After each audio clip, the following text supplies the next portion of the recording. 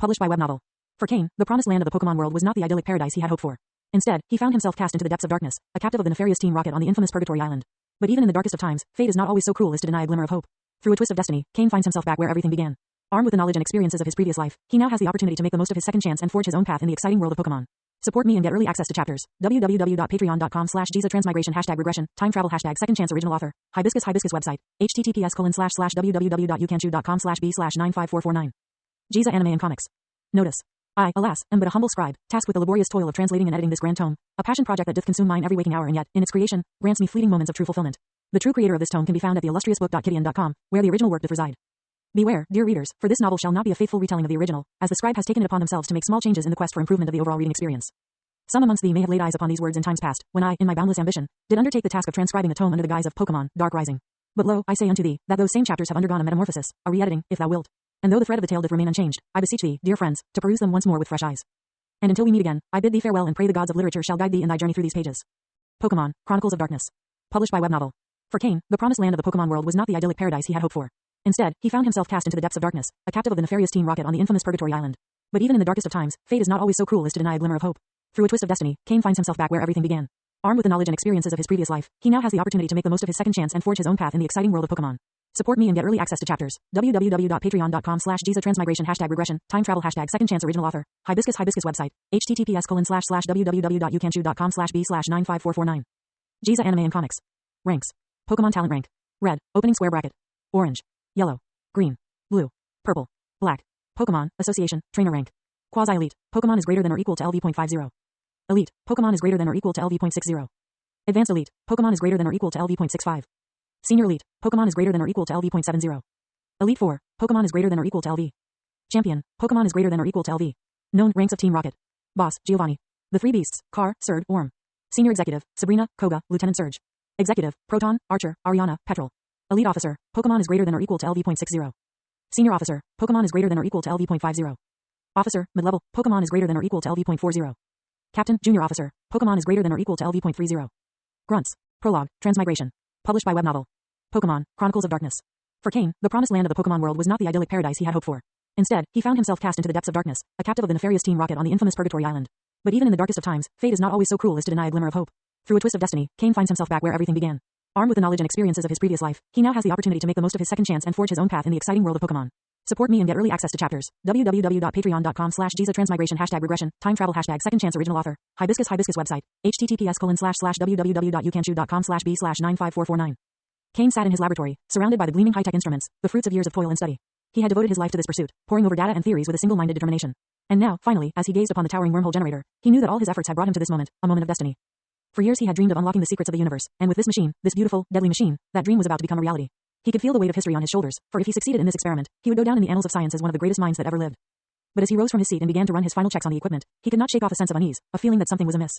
He dismissed the thoughts, knowing he was too close to his goal to let anything stand in his way. System, run a final diagnostic on the equipment, Cain commanded to the AI chip implanted in his brain. Diagnostic complete. All equipment is functioning at optimal levels, the chip replied, its voice cold and emotionless. He nodded, steeling himself for what was to come. Activate the wormhole generator, he commanded, and the machine rumbled to life, filling the laboratory with a deafening hum. The generator was a marvel of engineering, a sleek and deadly machine of gleaming stainless steel that seemed to belong in some futuristic nightmare. The central platform was surrounded by an array of complex instruments, rows of buttons and dials, and screens displaying various data and readings. Wires and cables snaked across the floor, connecting to other machines and devices scattered around the room, each one performing its own vital function. Above the platform, a dome of shimmering energy was forming, a swirling vortex of light and darkness that signaled the opening of a wormhole, the likes of which no man had ever seen before. And there, amidst the thrumming of the machines and the crackle of the portal, Cain stood, his heart afire with triumph and wonder. It's working, he thought, his voice barely audible above the din of the lab. By the gods, it's really working. He watched, mesmerized, as the wormhole grew in size and stability. This was the culmination of years of research, blood and sweat and tears. This was his legacy, his life's work, and he knew, at that moment, that his name would be remembered for all time. System, how are the readings? He asked, his voice barely above a whisper. Readings are within acceptable parameters, the system replied. The wormhole is stable and ready for traversal. Cain felt a surge of relief, of triumph. This was it, the moment of truth. He was about to make history. System, prepare the probe for launch, Cain said, his hands shaking with excitement. Probe prepared for launch, the system responded. Cain counted down in his head, 3, 2, 1. He pressed the button, and the probe shot through the wormhole. Cain watched, mesmerized, as it disappeared from sight, his heart pounding with excitement and fear. It's done, he thought to himself. I've done it. I've opened a wormhole. The possibilities are endless. But as he turned his attention to the data in the probe, a sudden surge of energy washed over him, the entire room erupting in a blinding white light. He felt his body being torn apart and knew that he was dying. There was no pain, only a sense of panic and terror that washed over him. No, this can't be happening, he thought to himself, his mind racing. I'm not ready to die. Not yet, not like this. But despite his struggles, he knew that it was too late. He could feel his consciousness slipping away, his grip on life slipping through his fingers. And as his world went dark, he could only think of the endless possibilities that he would never see, and the knowledge that he would be forever remembered, not as the hero of science but as a cautionary tale, a warning to those who would seek to unlock the secrets of the universe. System, what's happening? He cried out, his voice cracking with despair. What's going on? But there was no response. The AI was gone, and Kane was alone with his thoughts, trapped in a spiral of confusion and fear. I can't believe this is it, he thought, his heart breaking. I had so much left to do, so much left to achieve. I won't be denied my place in history, my destiny, my very soul.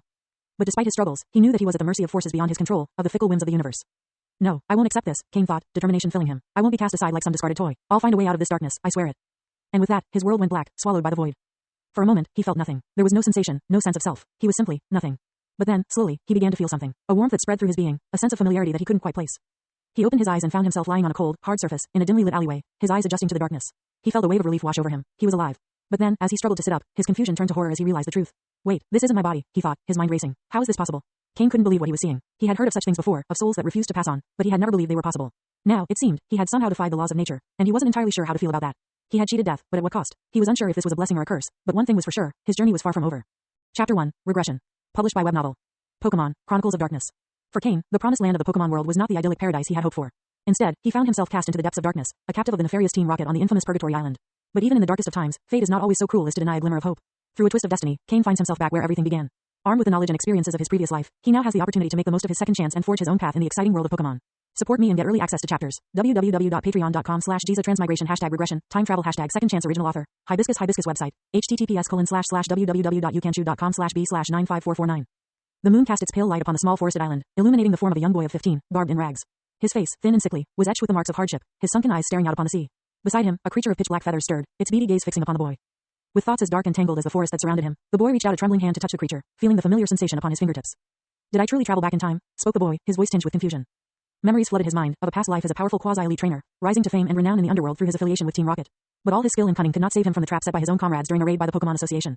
Outmatched by 2 elite-level trainers, he fought to the death, taking with him as many of their Pokemon as he could. But death was not the end, for as he opened his eyes once more, he found himself returned to this place, his wounds and scars erased. The boy clenched his fists, feeling his nails dig into his palms, as he stared at the creature before him. Caw. The creature, a Murkrow, spoke softly, its gaze curious upon the changed boy. The boy's lips twitched, a muscle in his face contracting in an attempt to smile, though it had been so long since he last felt such an emotion. He ran his hand over the creature's back, feeling the familiar roughness of its feathers, and like himself, malnourished. Murkrow, it's good to see you again, he said, his voice heavy with emotion. In his former life, the boy had been a rigid and unyielding man, a fault that cost him dearly in his relationships. But amongst all his companions, there was one who had remained steadfast by his side from beginning to end, Murkrow, his first Pokemon. Though other, more powerful creatures had been captured, bought or stolen to fight by his side, it was they who had abandoned him in his hour of need, while Murkrow alone had never faltered. Caw, cried Murkrow, its cry seeming to echo the boy's own thoughts. Though they had just met, the creature could feel a warmth emanating from the boy, drawing it close. And the boy, too, was surprised, for he remembered the struggle it had taken to subdue Murkrow in his previous life, the many months spent taming and understanding the creature. So much effort wasted, he thought to himself, ruefully. As a Pokemon fan, the boy had watched the anime, envious of the bond between Ash and Pikachu, yet upon his arrival in the Pokemon world, he had learned that the knowledge gained from watching animated shows was vastly different from the reality of training these creatures. There was a saying in this world that a Pokemon's upper growth limit was determined by its own talent, while the lower limit was determined by the talent of its trainer. The boy could not recall how much time he had wasted trying to fully grasp Murkrow's abilities and characteristics, but by the time he had, it was already too late and much of the creature's potential had been squandered. In his previous life, it was only due to Murkrow's innate talent that he had been able to stand out in the Team Rocket trial, yet his own shortcomings as a trainer had resulted in the excessive consumption of that potential, and then he had cast the creature aside. Murkrow, I swear to you, in this life I shall never abandon you, the boy vowed, and the creature seemed to sense the determination in his voice, for it let out another cry, caw. The boy, Kane, struggled to force a smile upon his face, but it was a fleeting thing, for his heart was heavy with the weight of his circumstances. He had been captured and brought to this uninhabited island, where he had been given a single Pokeball, and with it, a single chance at survival. He thought back to the other trialists, many of them allotted unremarkable creatures such as Zubat, Coughing, and Ekans. The first task of the trial had been to subdue the Pokemon assigned to each participant. But this was no anime, this was the real world, and the Pokemon of Team Rocket were wild and untamed beasts. As the boy well knew, the moment they were released from their Pokeballs, they would often turn on their trainers, lashing out with tooth and claw, and in some cases, even killing them before fleeing into the wild. As far as he could remember, there were around 300 trialists, all between the ages of 15 and 18, yet after the first task, no more than 150 to 160 remained. Such was the cruelty of this trial, that it claimed the lives of nearly half of the participants, and death was the penalty for failure. And the trials were far from over. In the end, only 50 would survive, and these fortunate few would be divided into various teams and divisions within Team Rocket. The top 10 would have a choice of their division, while the top 3 would have the privilege of leading a team. And for the one who emerged victorious, the ultimate prize awaited, a precious starter Pokemon from the renowned 3 royal families. These Pokemon were highly coveted and sought after, for they were rarely found in the wild, and even the Pokemon Association could not easily acquire them. And those given as a reward by Team Rocket were known to possess exceptional talent. Kane remembered from his previous life how the winner of the first place in the trial had chosen a Bulbasaur, and it was with this Pokemon that the winner had risen to become a Team Rocket regional leader, with strength that reached the elite level. A key training target of Team Rocket, the winner had met with great success and had been groomed as a potential successor to the 4 executives. Though Kane had done well in his previous life, the gap between him and the winner had been vast, and Kane, as the other's direct subordinate, knew this all too well. Slowly, Kane stood, brushing the dust from his clothes, but as he did, a sudden thought occurred to him, freezing him in place. Could it be, he wondered, that his system was already available to him? He had momentarily forgotten about it, for in his previous life, he had not activated it until much later. With a silent chant, he commanded the system to activate, and after a moment of waiting, an emotionless mechanical voice echoed in his mind. Beep, system activating. Pokemon, Chronicles of Darkness. Published by web novel. For Kane, the promised land of the Pokemon world was not the idyllic paradise he had hoped for. Instead, he found himself cast into the depths of darkness, a captive of the nefarious Team Rocket on the infamous Purgatory Island. But even in the darkest of times, fate is not always so cruel as to deny a glimmer of hope. Through a twist of destiny, Kane finds himself back where everything began. Armed with the knowledge and experiences of his previous life, he now has the opportunity to make the most of his second chance and forge his own path in the exciting world of Pokemon. Support me and get early access to chapters. www.patreon.com/GizaTransmigration #regression, time travel #second chance original author. Hibiscus website. https://www.youcanchew.com/b/95449. To Chapter 2. As expected, the system came with me when I first arrived in this world. Thought Kane, with a hint of satisfaction. It was this system that had allowed him to reach the level of a quasi-elite trainer in his previous life, though by the time he had stumbled upon it, he had already fallen far behind his peers. Still, he knew its potential, and with renewed hope, he focused his thoughts upon his companion, Murkrow, as he commanded the system to scan it. Ding, and a screen of data, visible only to him, appeared before his eyes. Pokemon, Murkrow, green. Gender, male. Level, 8. Type, dark plus flying. Ability, prankster. Held items, none.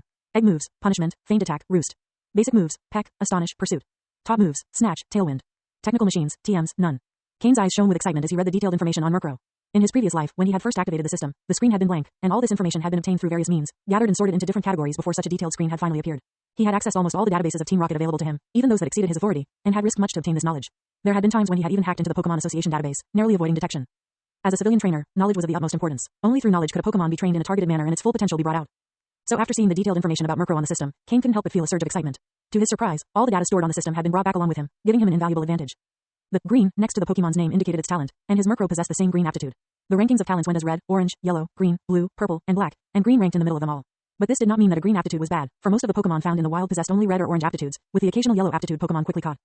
Therefore, green aptitude Pokemon were already a rarity. Kane guessed that among all the Pokemon assigned by Team Rocket for this trial, there should be no more than 10 Pokemon with a green aptitude. Even so, they were all carefully selected by Team Rocket in advance to invest in for this trial. In his previous life, even with a green aptitude Murkrow, Kane had only reached 34th place in this trial, and that was largely due to Murkrow's talent.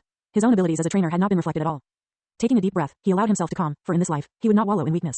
For on this trial island, there was only one law, survival of the fittest. And the first step in this process was to treat Murkrow's malnourished state. A normal Murkrow stood around 50 centimeters tall, whereas his Murkrow barely reached 40 centimeters. Only by replenishing its weakened body could he train it better and not waste its potential. Come on, Murkrow, let's go find something to eat, Kane said, patting his shoulder, gesturing for Murkrow to stand upon it. Murkrow hesitated briefly, glancing at Kane, who appeared scrawny due to a lack of nutrition. But after a moment of contemplation, it listened and flew onto Kane's shoulder. Feeling the weight on his shoulder, Kane left footprints on the sand as he trudged towards the woods. As a member of Team Rocket, Kane may not have been proficient in many things, but his wilderness survival skills were unrivaled. He knew which berries were edible, which ones were poisonous, which ones could quickly restore strength, and which ones could remove abnormal states. They all were familiar to him. After offering a few ripe yellow berries to Murkrow, he bit into a green berry in his hand. Its sour juice slid down the corner of his mouth, but he ignored the taste and continued to munch away at it. This berry was one of the most common found in the wild that could restore strength, but because many wild Pokemon lived here, ripe berries were scarce. So after giving all the ripe ones to Murkrow, he ate the raw ones, which were less effective. Murkrow looked at the berry in Kane's hand, a trace of warmth in its eyes. It didn't understand why this person he had only met for a short time gave him the delicious berry while eating the unripe berry himself. It hadn't felt this way since it left its parents, a sense of being cared for. Murkrow, eat some berries first. Although I know you eat meat, this is all I have right now, Kane's slightly apologetic voice sounded. Murkrow gently rubbed its beak against Kane's cheek, indicating that it was all right. With a slight smile, Kane slowly overlapped the figure in his mind that would guard him even unto death with the figure of Murkrow now standing on his shoulder, and an emotion called bonding slowly flowed into his heart. What he had neglected in his previous life was the thing he wanted most in this one. He walked slowly through the forest, his feet leaving a line of deep and shallow footprints, before finally stopping in front of a dense bush. In his experience, there were often small animals, and of course, some Pokemon, hidden in these types of bushes. Animals existed in this world, and it was they that most people in Pokemon ate. Generally in this world, Pokemon were not considered food. Whoosh, as Kane predicted, a gray hair darted out of the bushes. Looks like that's our dinner for today. With the corners of his mouth slightly raised, Kane immediately instructed, Murkrow, peck. Seeing food appear and hearing Kane's voice, Murkrow didn't hesitate for a moment, and flew out, its sharp beak pecking viciously at the hare. The hare could not withstand Murkrow's attack and was killed instantly. Just as Murkrow was pleased, a purple creature dashed across the ground, snatching the hare along with it. Pokemon, Chronicles of Darkness. Published by web novel. For Kane, the promised land of the Pokemon world was not the idyllic paradise he had hoped for. Instead, he found himself cast into the depths of darkness, a captive of the nefarious Team Rocket on the infamous Purgatory Island. But even in the darkest of times, fate is not always so cruel as to deny a glimmer of hope. Through a twist of destiny, Kane finds himself back where everything began. Armed with the knowledge and experiences of his previous life, he now has the opportunity to make the most of his second chance and forge his own path in the exciting world of Pokemon. Support me and get early access to chapters. www.patreon.com/GizaTransmigration #regression, time travel #second chance original author. Hibiscus website. https://www.youcanchew.com/b/95449. Chapter 3. When Kane and his companion, Murkrow, laid their eyes upon the scene before them, they beheld a small, purple creature standing with its fangs bared as if to claim ownership over the hare that lay hidden behind it. The Pokemon had struggled greatly to capture the hare, but its hard-won prize was now being threatened by this interloper. But the creature was not so easily defeated, and with quick thinking, it snatched the hare away. Pokemon, Rattata, red. Gender, male. Level, 10. Type, normal. Ability, runaway. Held items, none. Egg moves, none. Basic moves, tackle, tail whip, quick attack, focus energy, bite. Top moves, none. Technical machines, TMs, none. As Kane and Murkrow soon discovered, this Pokemon was none other than a Rattata, and the dash that it had just used to snatch away the hare was none other than quick attack. Murkrow, upon seeing that the meal he had just procured was now being taken from him, let out a fierce cry, his pale yellowish beak glinting with a cold light. The bird was so incensed that, if not for the presence of Kane, it would have launched an attack straight away. A red aptitude Rattata was not an uncommon sight on this island. Though it was 2 levels above Murkrow, the difference in strength was not fully reflected in their levels alone. Now that you have stepped forward on your own, I will let you be the first opponent to face off against Murkrow, Kane spoke, his face devoid of emotion. He had already surmised that this hare had not come out of the bushes by accident. It was not so foolish as to expose itself as easy prey. Murkrow, tailwind. With a command from Kane, a gentle breeze began to swirl around Murkrow, making him feel as if his entire body had been lightened. The reality of battle was vastly different from that of a game. There was no such thing as taking turns. So long as a Pokemon's speed was sufficient, one move could be swiftly followed by another. With a speed value of 91 and the effect of Tailwind, Murkrow's speed surpassed even that of Rattata, known for its swiftness. Peck. Kane's voice was cold and detached as he issued the command. A streak of darkness sliced through the trees, the blackness of night providing an extra veil of concealment for Murkrow. Rattata had no time to react before it was brutally struck by the bird's sharp beak. Squeak. It let out a piteous cry of pain. Only now did Rattata realize that the Pokemon facing it, its features obscured by the darkness, was not to be trifled with. In haste, it turned to flee. Murkrow, do not let it catch its breath. Keep using Peck. Kane's mind was fully focused on the battle, his emotions buried deep. He would not underestimate any opponent, no matter how weak they may appear. With a final strike, Rattata lay incapacitated, and Murkrow prepared to stop his attack. Continue, but Kane's voice was cold, and it rang out once more. Murkrow hesitated, glancing between Kane and the fallen Rattata. A flicker of discomfort passed through his eyes before he pushed it aside, and his beak struck again until the Rattata was completely lifeless. A hint of softness appeared in Kane's eyes, but it was quickly replaced with a hard resolve. On this man-eating island, there could be no mercy. Even the weakest of foes had to be taken seriously. Murkrow, too, had not disappointed him. Despite a moment of hesitation, Kane understood. Only through killing could one survive and thrive in Team Rocket. Only the red color of blood held the power to intimidate. This was a truth that Kane had come to understand through years of experience in his previous life, a truth that he now sought to instill in his Pokemon. If you want to live, kill. Keep killing. Carve a path forward in blood. Picking up the hair, Murkrow flapped his wings twice and flew back to perch on Kane's shoulder. And as they continued deeper into the forest, a silent understanding formed between the man and his companion. Fizz. Drops of golden oil cascaded off the roasting hair, drizzling into the fire. Though it was unseasoned, the aroma of the roasting meat that wafted through the air was already enough to make the mouth water. Murkrow, unable to contain himself, bounced upon the ground, his eyes fixated on the roast meat before him. He had never encountered such a tantalizing scent before, and his desire to eat was almost unbearable. Sitting nearby, Kane cast a glance at the eager Murkrow, a slight smile curling his lips. It will be ready soon, do not be so hasty. It was not long before the meat was fully cooked. Tearing off a hind leg, Kane left the rest for his companion. The harsh environment had resulted in the hair being fatter than expected, and as he was currently weak, one of its hind legs was sufficient for him. As he ate, he felt a warmth spread through his body, invigorating him. As he watched Murkrow devour the hair in 2 or 3 bites, Kane let out a long breath. Murkrow's malnourished body required time to recover, and if he wished to speed up the process, he would require the aid of various medicinal berries. System, find a Pokeblock that can quickly restore Murkrow's malnourished body and talent, Kane commanded. Pokeblocks, one of the skills possessed by Pokemon breeders. As the owner of the system, how could he not make use of it? In his previous life, Kane was an excellent Pokemon breeder, though he had not been formally tested by the association. The creation of Pokeblocks was a specialty of his. Making Pokeblocks required precise measurements and timing. A normal person may only master it through experience, and the quality of those Pokeblocks would often vary. But for Kane, as long as he handed control over to the system, the Pokeblocks would be identical every time, almost as if copied. All of the recipes for Pokeblocks, now stored in the database, were among his greatest assets today. With enough ingredients, he could help his Pokemon grow quickly, without wasting a single ounce of their potential. The moment the order was given, a complete list of ingredients and their effects appeared before his eyes. Pokemon, Chronicles of Darkness. Published by Web Novel. Chapter 4. Quickly, Kane's gaze settled on a recipe. The intermediate Pokeblock, called the Citrus Berry Pokeblock, was designed with a singular purpose, to replenish deficiencies in a Pokemon's body and restore its original talents as much as possible. The ingredients required were relatively common berries that could be found on this trial island, and the process of making this Pokeblock was simple and did not require any particularly complicated process or special tools, making it perfectly suitable for Kane and Murkrow. Our next task is to find these ingredients. As for training, it will have to wait, Kane spoke in a quiet tone. He would not waste Murkrow's potential. He believed that even without training during this time, he and Murkrow would still be able to catch up with the other trialists very quickly. 3 days passed. During this time, Kane and Murkrow journeyed through the outskirts of the forest, searching for medicinal berries. The search slightly exceeded the time frame Kane had planned, but it was still within his acceptable range. As Kane held the newly made Pokeblock in his hand, a cool sensation came from it. When the sun shone upon it, he could see the jelly-like substance inside, light yellow, smooth, and with a faint fragrance. Making the Pokeblock was not a difficult task for Kane, and the process went smoothly. The finished Pokeblock was as good as he had imagined. This recipe was one he had inadvertently obtained in his previous life but had not used before, so he could only hope that it would work well. With a flick of his fingers, he tossed the Pokeblock upwards. Murkrow, who had been fixated on it, took off from his shoulder with a swift flap of his wings and caught it in his beak. The fragrance alone had already been tempting Murkrow. Kane looked at the excited Murkrow and smiled, nodding his head. Murkrow only ate the Pokeblock after receiving Kane's approval. Caw, an unprecedented taste emerged in Murkrow's eyes, squinted in comfort and contentment, expressing his enjoyment of the Pokeblock. Looks like it tastes good, Kane said with a slight smile, but remember, you can only eat 10 intermediate Pokeblocks per day. Consuming more will render the effects useless. The formula states that if taken continuously for 7 days, it should help restore your malnourished state. As he looked at the nearly 100 Pokeblocks in his arms, Kane took 9 and carefully wrapped the rest in a cloth he had prepared, hanging it around his waist. One by one, he threw the Pokeblocks out of his hand and they were all caught and quickly consumed by Murkrow. Although the effects would not be immediately visible, Kane was still able to see the difference between Murkrow before and after through the system interface. Even the green font of his name was slightly darker in color. To fully benefit from these Pokeblocks, we must begin training Murkrow. Are you ready to become stronger? Kane asked as he tossed the final Pokeblock. Caw, Murkrow replied with an imposing cry. Kane was already familiar with the training and development of Murkrow. Murkrow's specialty was his speed, and if it were not utilized properly, it would be a wasted potential. Not to mention, Murkrow had a hidden ability, Prankster. Murkrow, Tailwind, Kane commanded. A faint breeze appeared around Murkrow's body.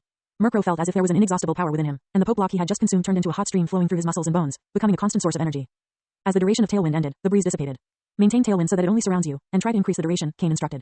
Tailwind was able to speed up the whole team, but if controlled only around Murkrow, it would consume less energy and last longer. With this, Murkrow would be able to theoretically speed himself up permanently.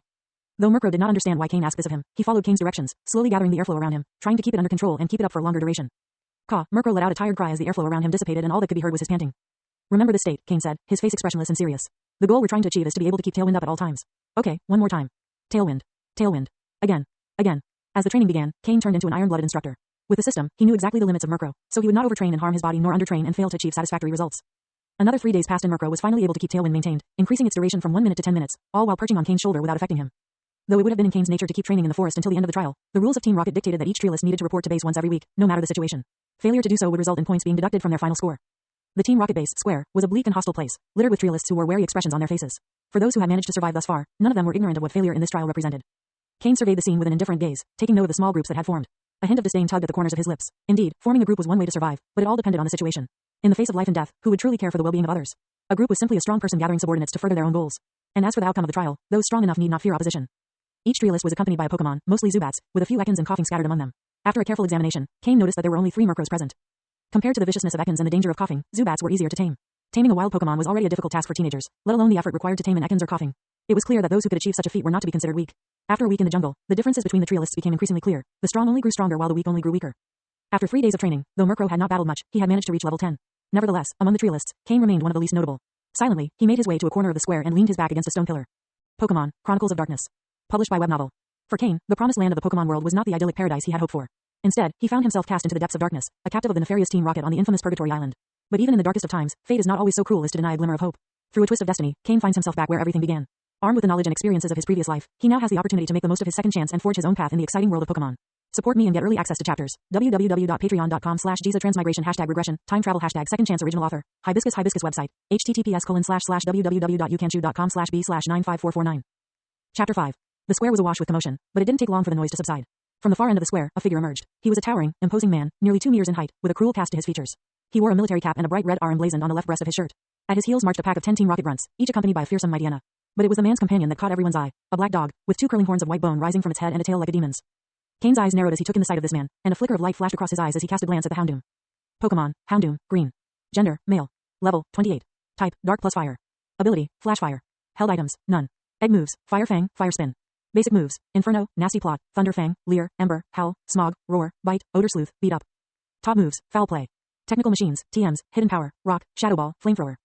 Kane knew that this Houndoom was not a part of this man's first-tier Pokemon team. It was likely not even part of his second-tier team. A single, casual summons of a second-tier Pokemon would likely be enough to decimate everyone present, Team Rocket grunts included. 156 survivors in this batch, Viper spoke in a casual, almost indifferent tone, as if discussing the weather. Not bad at all. His eyes scanned the crowd, taking in the fear etched on the faces of the trialists. My name is Viper, he announced, and I am in charge of this purgatory you call an island. From this day forth, your lives belong to me, and with that, he gave a twisted grin, as if relishing in the power he held over them. The trial will last 3 months, he continued, and you must report here once a week, or else face the consequences of failure. But I trust you are all aware of what those consequences may be. He gestured to a boulder in the center of the square. This is the trial stone, where you will test the strength of your Pokemon's attacks. The top 10 in each ranking will earn 100 points, with the number increasing each week. And as for what you may do with these points, well, you'll have to figure that out for yourselves. In Team Rocket, there exists a valuable currency known as Team Rocket points. These points could be acquired only by members of the organization and could be exchanged for almost anything your heart desired. Moreover, they were not limited to use within the confines of this island but could be spent at any Team Rocket base. It was this point system that had propelled Team Rocket to the heights of power it now held. For in this world, there exist certain resources controlled by large families that cannot be bought with money. The assembled crowd looked on, eyes alight with greed and determination. Viper stood tall before them, his voice ringing out with the weight of authority. The maximum number of people who can pass this trial is 50, he declared. The top 10 trialists will each be awarded 10,000 points. The top 3 will receive a Team Rocket Forge Association identity card, and the first place winner will have the honor of choosing any one of the 3 starter Pokemon from Team Rocket's warehouse. The crowd hung on his every word, for there were rules in this trial, but they were the rules of the strong, the rules of the ruthless, the rules of Team Rocket. The only rule is that there are no rules, Viper shouted, and with a sweep of his hand, signaled the start of the trial. Under the watchful eyes of 10 Team Rocket grunts, the trialists lined up, eager to prove themselves. Ekans, Bite, a teenager's voice rang out, as a purple serpent lunged towards the boulder in the center of the square. Its fangs aglow with a hungry light, it bit down hard on the stone. There was a loud pung, but not a single mark was left behind. Attack value, 56. Immediately afterwards, a line of words appeared above the trial stone. Number 34, attack value 56. Next, the Team Rocket grunt in charge of recording shouted, as he recorded the result in his book. The teenager, numbered 34, scowled, clearly dissatisfied with his score, and walked off to the side. Next, a timid teenager stepped forward, his face still bearing the innocence of youth. A Zubat perched atop his head. Zubat, tackle, he commanded, with a hint of childlike wonder in his voice. The Zubat slowly flapped its wings and struck the boulder with its back. Attack value, 19. The words appeared above the stone, and a low murmur ran through the crowd. The first teenager to have completed the test looked on with a sneer, his disdain mirrored in the eyes of those waiting their turn. The grunt who recorded the results remained impassive. These raw young boys and girls with their newly caught Pokemon held little interest for him. Number 13, attack value 19, temporarily second. Next, he shouted, and the trial continued. Number 24, attack value 25, second for now. Next. Number 98, attack value 45. Number 77, attack value. The trialists at the top regarded those ranked lower than themselves with disdain, while at the same time gritting their teeth at trialists who happened to have a score higher than theirs. This was what the trial was all about, for only through competition, through struggle, could the strongest among them emerge. And then, a shocked cry echoed through the square. Attack value, 98. The crowd turned to see a slender teenager, his skin pale and his clothes immaculate, standing with an Ekans by his side. Kane recognized this trialist as Xander, the one who in his previous life had won first place and obtained a very talented Bulbasaur, leading to his rapid ascent through the ranks of Team Rocket. The tension in the air was thick as the numbers were called, but none could match Xander's score. By the time it was Kane's turn, the majority of the trialists had completed their test. Kane stepped forward, his eyes locked on the stone before him. He took a deep breath, and with a shout, Tailwind, Peck, his Murkrow, surrounded by a pale white airflow, took to the skies, circling above the square, before diving with all the speed it could muster and hitting the stone with a thunderous bang. And with a graceful turn, it landed back on Kane's shoulder, as if it had never left. Kane smiled softly as he looked at the number above the stone, and then proceeded to walk away. Number 234, attack value 97, temporarily in second place. The recording grunt shouted, and even he couldn't help but take a second look at Kane. With the current attacking power of Murkrow, it was not possible to score such a high attack value, but Kane had utilized both Tailwind and Gravity to their full potential, turning a seemingly ordinary move into something extraordinary. And as the trialists around him looked on, deep in thought, they understood the little trick Kane had used. Small tricks, yes, but they served a big purpose, didn't they? For in the world of Team Rocket, there were no rules, only the rule of the strong. Pokemon, Chronicles of Darkness. Published by Web Novel. 6 Chapter 6. After Kane's impressive showing, many of the trialists began to employ their own tricks and techniques, seeking to improve their scores.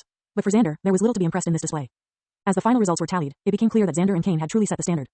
First place, number 99, attack value, 98. Second place, number 234, attack value 97. Third place, number 67, attack value 95. Fourth place, number 156, attack value 93. Fifth place, number 279, with an attack value of 90. According to Viper, the top 10 trialists would each be awarded 100 points, with no distinctions made between first and 10th place. And as the rankings were finalized, each trialist was presented with a belt bearing the iconic Team Rocket R logo. Inside each belt was an identity card, bearing the trialist's number and their accumulated Team Rocket points. But perhaps the most valuable feature of the Team Rocket belt was the cubic meter of free storage space it provided.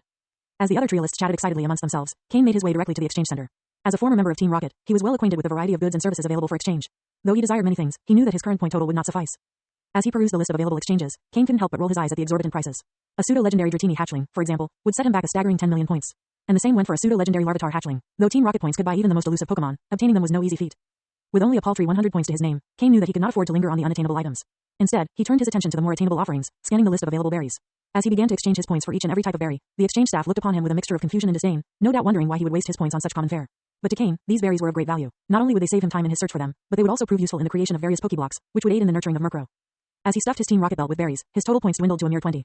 And with another 5 points spent on common items and wilderness necessities, Kane was ready to depart the exchange center. But as he turned to leave, he caught sight of a familiar figure entering the exchange center, Xander and his Ekans. Without hesitation, Kane activated the system scanning function, analyzing Xander's Ekans. And as the information scrolled across the screen, Kane's pupils shrank in surprise. Pokemon, Ekans, light green. Gender, male. Level, 14. Type, poison. Ability, intimidate. Held items, none. Egg moves, pursuit, poison fang, scary face. Basic moves, wrap, leer, poison sting, bite, glare. Top moves, snatch. Technical machines, TMs, none. A green aptitude Ekans, no wonder Xander had claimed first place in his previous life. In this ranking test, Kane had scanned the other Pokemon and found that there were no more than 5 green aptitude Pokemon. But while all the other green aptitude Pokemon were Zubats and Oddish, the only green aptitude Ekans was the one Xander possessed. Hey, you're the runner-up, right? Xander asked, his tone casual but with a hint of arrogance. Don't let your ranking fool you. You're still far from being on my level. Kane's eyes narrowed, but he didn't rise to the bait. Instead, he continued on his way, ignoring Xander's taunts as the other man's expression grew increasingly hostile. At least show me a few cool tricks, like the one you used during the test. Before leaving, Xander sneered. Ekans, attack, use poison sting. With a snap of its jaws, the Ekans unleashed a barrage of purple glowing needles aimed straight for Kane's back. But Kane was ready. He had been expecting a confrontation from Xander, and was quick to respond. Murkrow, use Tailwind. Blow those poisonous needles away, he commanded, and with a powerful flap of his wings, Murkrow summoned 2 small whirlwinds that effortlessly deflected the incoming attack. Kane turned to face Xander in anticipation of another attack, but to his surprise, Xander simply chuckled. Not bad, a little better than I was expecting, he said with a sly grin, before turning on his heel and heading for the exchange counter. Kane stared at Xander's back, his expression unreadable, and then, without another word, he motioned for Murkrow to follow him as he headed for the forest. In a grand manse that stood at the heart of the base, Viper sat across from a mysterious figure wrapped in black robes. Between them, 2 cups of tea steamed, their residual smoke and heat slowly rising and dissipating into the air. For a moment, there was silence, and then Viper, his tone laced with ridicule and doubt, broke it. What is the meaning of you coming here? From beneath the black robes, a pair of weathered eyes were revealed as the figure adjusted his seating. The mission failed and I need a few men to replenish my team, a hoarse voice emerged. Viper's grin was a sly one as he took a sip of his tea. Oh, failed your mission? I never imagined that even you would fail in your mission. Reduced to coming here to request someone from me. Does no one else in Team Rocket appeal to you? The hoarse voice was unperturbed by Viper's teasing. They dispatched 2 senior elite trainers to deal with me. Viper's expression became solemn as he sat up slightly. How did you manage to escape? A senior elite trainer was formidable in his eyes, and the fact that the Pokemon Association had sent 2 at once was not a good sign. Whether they were preparing to make a move against Team Rocket or it was a targeted act, a single operation by the association meant a lot. The black-robed man lifted his arm, revealing a gnarled, withered hand from beneath his robes. Viper's eyes narrowed as he took in the sight. He knew the man's condition well. The hand was aged far beyond its years, and 3 fingers were missing, leaving only a thumb and index finger. A poison-type senior elite trainer? Viper spoke with a hint of disbelief in his voice. Only the most potent of poison moves could inflict such damage, and to harm a senior elite trainer of the black-robed man's caliber, the attacker could not be an ordinary trainer. The black-robed man gave a small nod, his hoarse voice taking on a cold edge. One specialized in poison-type Pokemon and the other had intermediate-level psychic powers. He inhaled deeply, trying to steady himself. But I managed to hold them off with 3 of my Pokemon, otherwise, it would have been more than just the mission that failed. Pokemon, Chronicles of Darkness. Published by Web Novel. For Kane, the promised land of the Pokemon world was not the idyllic paradise he had hoped for. Instead, he found himself cast into the depths of darkness, a captive of the nefarious Team Rocket on the infamous Purgatory Island. But even in the darkest of times, fate is not always so cruel as to deny a glimmer of hope. Through a twist of destiny, Kane finds himself back where everything began. Armed with the knowledge and experiences of his previous life, he now has the opportunity to make the most of his second chance and forge his own path in the exciting world of Pokemon. Support me and get early access to chapters. www.patreon.com/GizaTransmigration #regression, time travel #second chance original author. Hibiscus website. https://www.youcanchew.com/b/95449. Chapter 7. Viper nodded gravely, his mind racing with the implications of the association sending 2 senior elite level trainers. They must have had prior knowledge of the mission, otherwise they would not have deployed such a formidable force. He knew the situation was dire, and the problem at hand was not one to be taken lightly. What of the boss? Viper queried, his voice low and measured. The black-robed man shrugged. The boss already knows. I have no time to concern myself with who may have betrayed us. I need a few men to help me with something. I have lost much strength and I need time to recuperate. Viper's eyebrows lifted slightly. He did not mind if the man only wanted a few men. Will you wait until after the trial is over or do you want them now? He could not help but smirk at the thought of the weak and inexperienced trialists being of any use to the black-robed man. After the trial is over, I suppose. The black-robed man replied indifferently, his voice devoid of emotion. For now, just arrange a room for me to rest. He did not elaborate further. The reason why he did not choose from among the current Team Rocket members was that he did not know who among them may be working undercover for the association. He preferred to start anew with a blank slate, one that he could mold and shape to his will. With a nod, Viper signaled for his men to escort the black-robed man away. As he watched the man depart, Viper's eyes fell upon the flickering candle on his desk, his mind lost in thought as he considered the ramifications of this latest development. As Kane ventured deeper into the forest, the path ahead grew increasingly obscure. The citrus berry pokeblocks he had crafted earlier were safely stowed away in his steam rocket belt, while a cloth was tied around his head to protect his face from the forest's sharp branches and thorns. With Murkrow perched on his shoulder, Kane pressed forward, using Tailwind to clear a path through the underbrush. The Dark-type Pokemon stirred his wings to unleash powerful gusts, blasting away larger branches and weeds. Murkrow, remember to conserve your energy when using Flying-type moves, Kane reminded the Pokemon. Physical strength is your weakness, so it's important to be efficient. As they journeyed further, Kane spoke of his plans for Murkrow's future training. As a dual-type Dark and Flying Pokemon, it's important to also focus on developing your Dark-type moves once we find a suitable training ground. Murkrow cawed in agreement, his eyes alight with a fierce determination to grow stronger. But their progress was abruptly interrupted by the sudden appearance of a wild Spearow, its eyes burning with a fierce hunger as it flew straight at Kane. The true Pokemon world was a realm of chaos and bloodshed, where beasts of all shapes and sizes roamed free, and humans who dared to enter their domain did so at their own peril. Some, like Team Rocket, sought to tame these wild creatures and bend them to their will, using them as weapons to further their own ends. Even the Pokemon Association, with all its supposed nobility, was not immune to the lure of power. Kane had walked this perilous path many times before, and the sudden attack of a wild Spearow was but a trifle to him. With a deft dodge, he commanded Murkrow to unleash Tailwind and strike with feint attack. The bird, fueled by a sense of rage at the attack on his trainer, complied with fierce determination. The black blur of Murkrow's form streaked across, the boost of Tailwind increasing his speed as he landed a devastating feint attack on the Spearow. The creature let out a pained squawk as it was sent hurtling through the air. At the same moment, Kane quickly scanned the creature's profile. Pokemon, Spearow, orange. Gender, male. Level, 12. Type, normal plus flying. Ability, keen eye. Held items, none. Egg moves, none. Basic moves, peck, growl, leer, pursuit, fury attack. Top moves, none. Technical machines, TMs, none. Riding the crest of his victory, he coolly commanded, Murkrow, don't falter, use peck. In the blink of an eye, Murkrow responded, even without the need for Kane's command, his thirst for battle far from quenched. The fast-moving Murkrow struck the already reeling Spearow before it had a chance to defend itself, and the fragile bird paid the ultimate price for its transgression against Kane. Without hesitation, Kane pressed forward into the forest, leaving the fallen Spearow in his wake. Spearows, known for their tendency to congregate in flocks, were a dangerous prospect, and Kane had no desire to engage in a full-scale battle with them. Furthermore, the deeper into the forest he ventured, the stronger the Pokemon he would encounter, and Kane did not wish to expend his energy in vain. His goal was to find a suitable camping spot. With his experience from his previous life spent living in the forest, Kane was able to avoid the more powerful Pokemon and could also distinguish the types of Pokemon by their tracks. After 3 grueling hours, Kane and Murkrow finally arrived at a suitable location. A small lake, surrounded by tall, dense trees, and on the lake's western shore, a hill with a cave, evidently carved out by Pokemon, stood before them. This is it, Kane declared. Pokemon, Chronicles of Darkness. Published by web novel. For Kane, the promised land of the Pokemon world was not the idyllic paradise he had hoped for. Instead, he found himself cast into the depths of darkness, a captive of the nefarious Team Rocket on the infamous Purgatory Island. But even in the darkest of times, fate is not always so cruel as to deny a glimmer of hope. Through a twist of destiny, Kane finds himself back where everything began. Armed with the knowledge and experiences of his previous life, he now has the opportunity to make the most of his second chance and forge his own path in the exciting world of Pokemon. Support me and get early access to chapters. www.patreon.com/GizaTransmigration #regression, time travel #second chance original author. Hibiscus website. https://www.youcanchew.com/b/95449. Chapter 8. As Kane and Murkrow approached the cave, the stench in the air grew increasingly rank. Though the smell was putrid, the pair pressed on, their steps growing lighter with each step. The cave itself was not a natural formation and bore the marks of excavation. This cave must have been dug out long ago, Kane muttered, a hint of unease creeping into his voice. Let's hope there isn't any powerful Pokemon inside. Murkrow, perched on Kane's shoulder, tensed up, his muscles coiling as air currents began to swirl around his body. Seeing his companion's focus, Kane smiled reassuringly. It's all right, Murkrow, let's see what's inside first. With a casual gesture, Kane picked up a nearby stone, weighing it in his hand before tossing it into the cave. The stone echoed as it struck the cave floor, followed by the piercing screeches of Zubats, their flapping wings filling the air. Kane, who had distanced himself from the cave, heard the commotion and breathed a sigh of relief, confident that Murkrow could handle the situation. A group of Zubats flew out of the cave, seemingly agitated by the disturbance to their sleep. Amongst them, one Zubat stood out, larger than the rest and clearly the leader of the group. It quickly identified Kane and Murkrow as the intruders, but, finding them weak, returned to the cave to sleep, leaving instructions for the other Zubats to deal with the intruders. Kane watched the Zubats' actions with a mixture of astonishment and relief. Initially, there had been more than a dozen Zubats and Kane would have been hard-pressed to fend them off. But the Zubat leader's obvious contempt had worked in their favor, leaving only 4 Zubats to attack. With mouths agape, revealing their blood-sucking fangs, the Zubats charged towards Kane and Murkrow. As Kane scanned the data of the 4 red aptitude Zubats, their highest level only at a measly 10, he let out a light laugh. Murkrow, perched on his shoulder, flew up, ready for battle. The past 2 days of training and recovery had only served to fuel the Raven's love for battle and the thrill of toying with his foes. Murkrow, Tailwind and then use, astonish, Kane commanded, his voice steady and unyielding. The air swirled around Murkrow as he transformed into a black blur, particularly visible in the dying light of the sun. A piercing screech echoed from his beak, causing ripples to form in the air. 2 of the Zubats, enveloped by the screech, froze in fear, their movement slowed, though they did not fall into a flinch status. The other 2, though not as affected, shook their heads, their ears ringing from the noise. Zubats were known for their inner focus, an ability that prevented them from falling into a flinch status. But their ears were sensitive, and the screech caused them great harm. The 2 Zubats retaliated in kind, releasing inaudible ripples with their supersonic move. But Kane, unfazed, commanded Murkrow to keep accelerating and eliminate them first. The airflow around Murkrow grew stronger and in an instant, he reached the 2 Zubats. Use peck. Before they could react, 2 consecutive full-force peck attacks were delivered, causing the 2 Zubats to fall to the ground. Murkrow did not relent, continuing to peck again and again, making full use of the inertia technique he had learned during his ranking test. The other 2 Zubats, who had been more severely affected by Astonish, had recovered by this point. But the sight of their fallen comrades filled them with fear, their wings wobbling uncertainly as they wavered between attack and retreat. Kane did not hesitate, his eyes narrowing as he gave the command, Murkrow, use punishment and finish them off. And with that, the final 2 Zubats collapsed to the ground, defeated. Kane let out a pleased chuckle as he surveyed Murkrow's handiwork. The Blackbird, though not at his full strength, had proven to be a formidable opponent thanks to his prankster ability and mastery of Tailwind. Murkrow was a cut above these Zubats in both innate talent and battle skill. With a fierce determination, the 2 of them set upon the remaining Zubats, exploiting the leader's arrogance and laziness until only one remained. Pokemon, Zubat, yellow. Gender, male. Level, 12. Type, poison plus flying. Ability, inner focus. Held items, none. Egg moves, quick attack. Basic moves, absorb, supersonic, astonish, bite. Top moves, wing attack. Technical machines, TMs, none.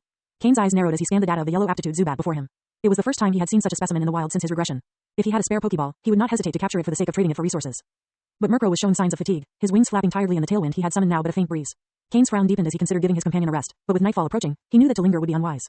The forest was most dangerous under the cover of darkness, and it would only become more so the deeper they ventured. No, it was best to eliminate this yellow aptitude Zubat and claim its putrid cave as their own before the sun set. Pokemon, Chronicles of Darkness. Published by web novel. For Kane, the promised land of the Pokemon world was not the idyllic paradise he had hoped for.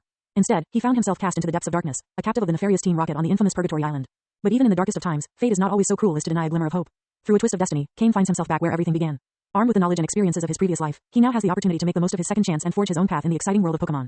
Support me and get early access to chapters. www.patreon.com/GizaTransmigration #regression time travel #second chance original author. Hibiscus website. https://www.youcanchew.com/b/95449. Chapter 9. Hold on, Murkrow, Kane commanded, his voice steady and firm. Use Tailwind and let's finish this battle together. The weary Murkrow cawed, his eyes alight with a fierce joy. The battle had invigorated the bird, and though his body was tired, he reveled in the challenge presented by the Zubat before them.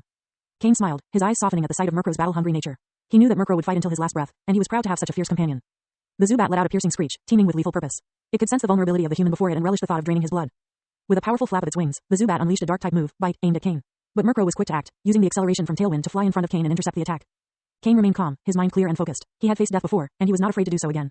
Murkrow, feigned attack, he shouted, and the black bird collided with the Zubat with ruthless force. The two Pokemon flew back, both wounded from the impact, but they were not done yet. Murkrow's speed was hindered, but he was still faster than the Zubat. The bat tried to avoid Murkrow and strike at Kane, but the bird kept it entangled. As the night wore on, Murkrow began to tire, his wings trembling with exhaustion.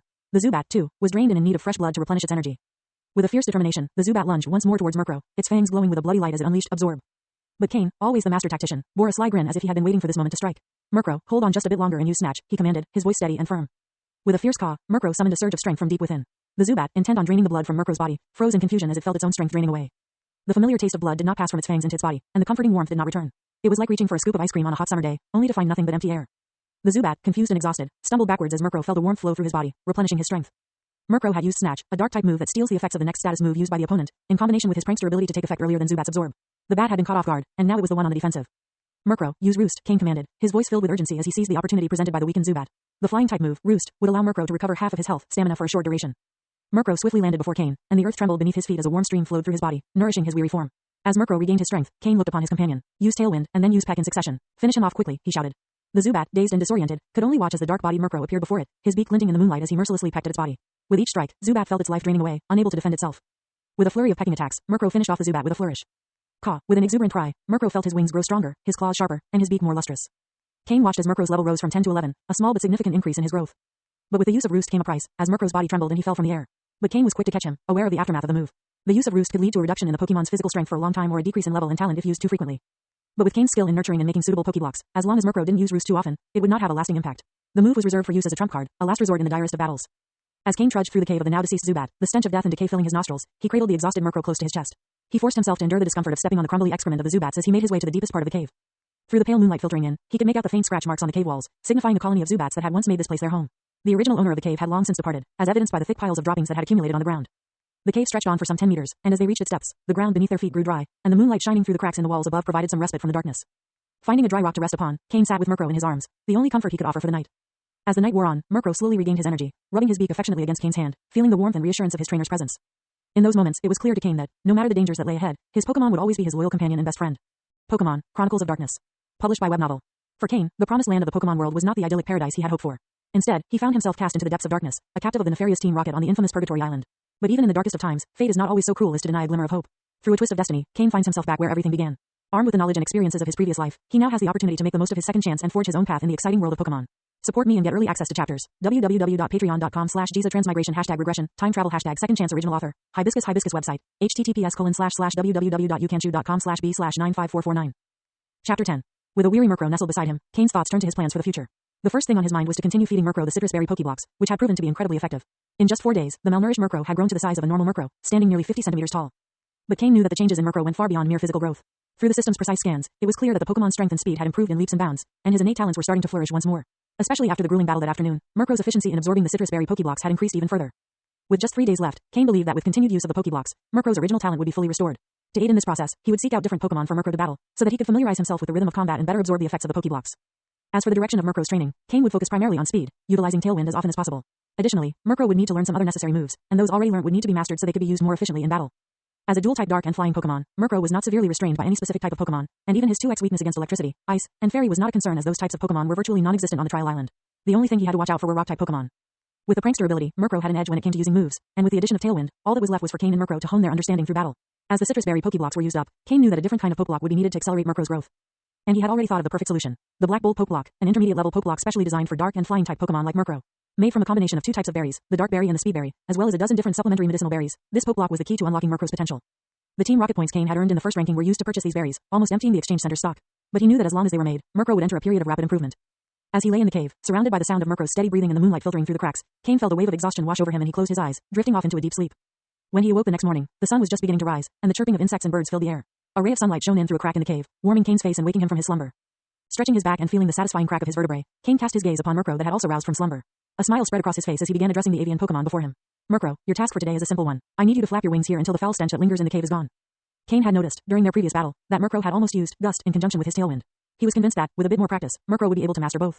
And if the bird continued to progress, who knew, he may even learn the high-level damage move, Hurricane. Training his moves and getting rid of the unpleasant odor in the cave.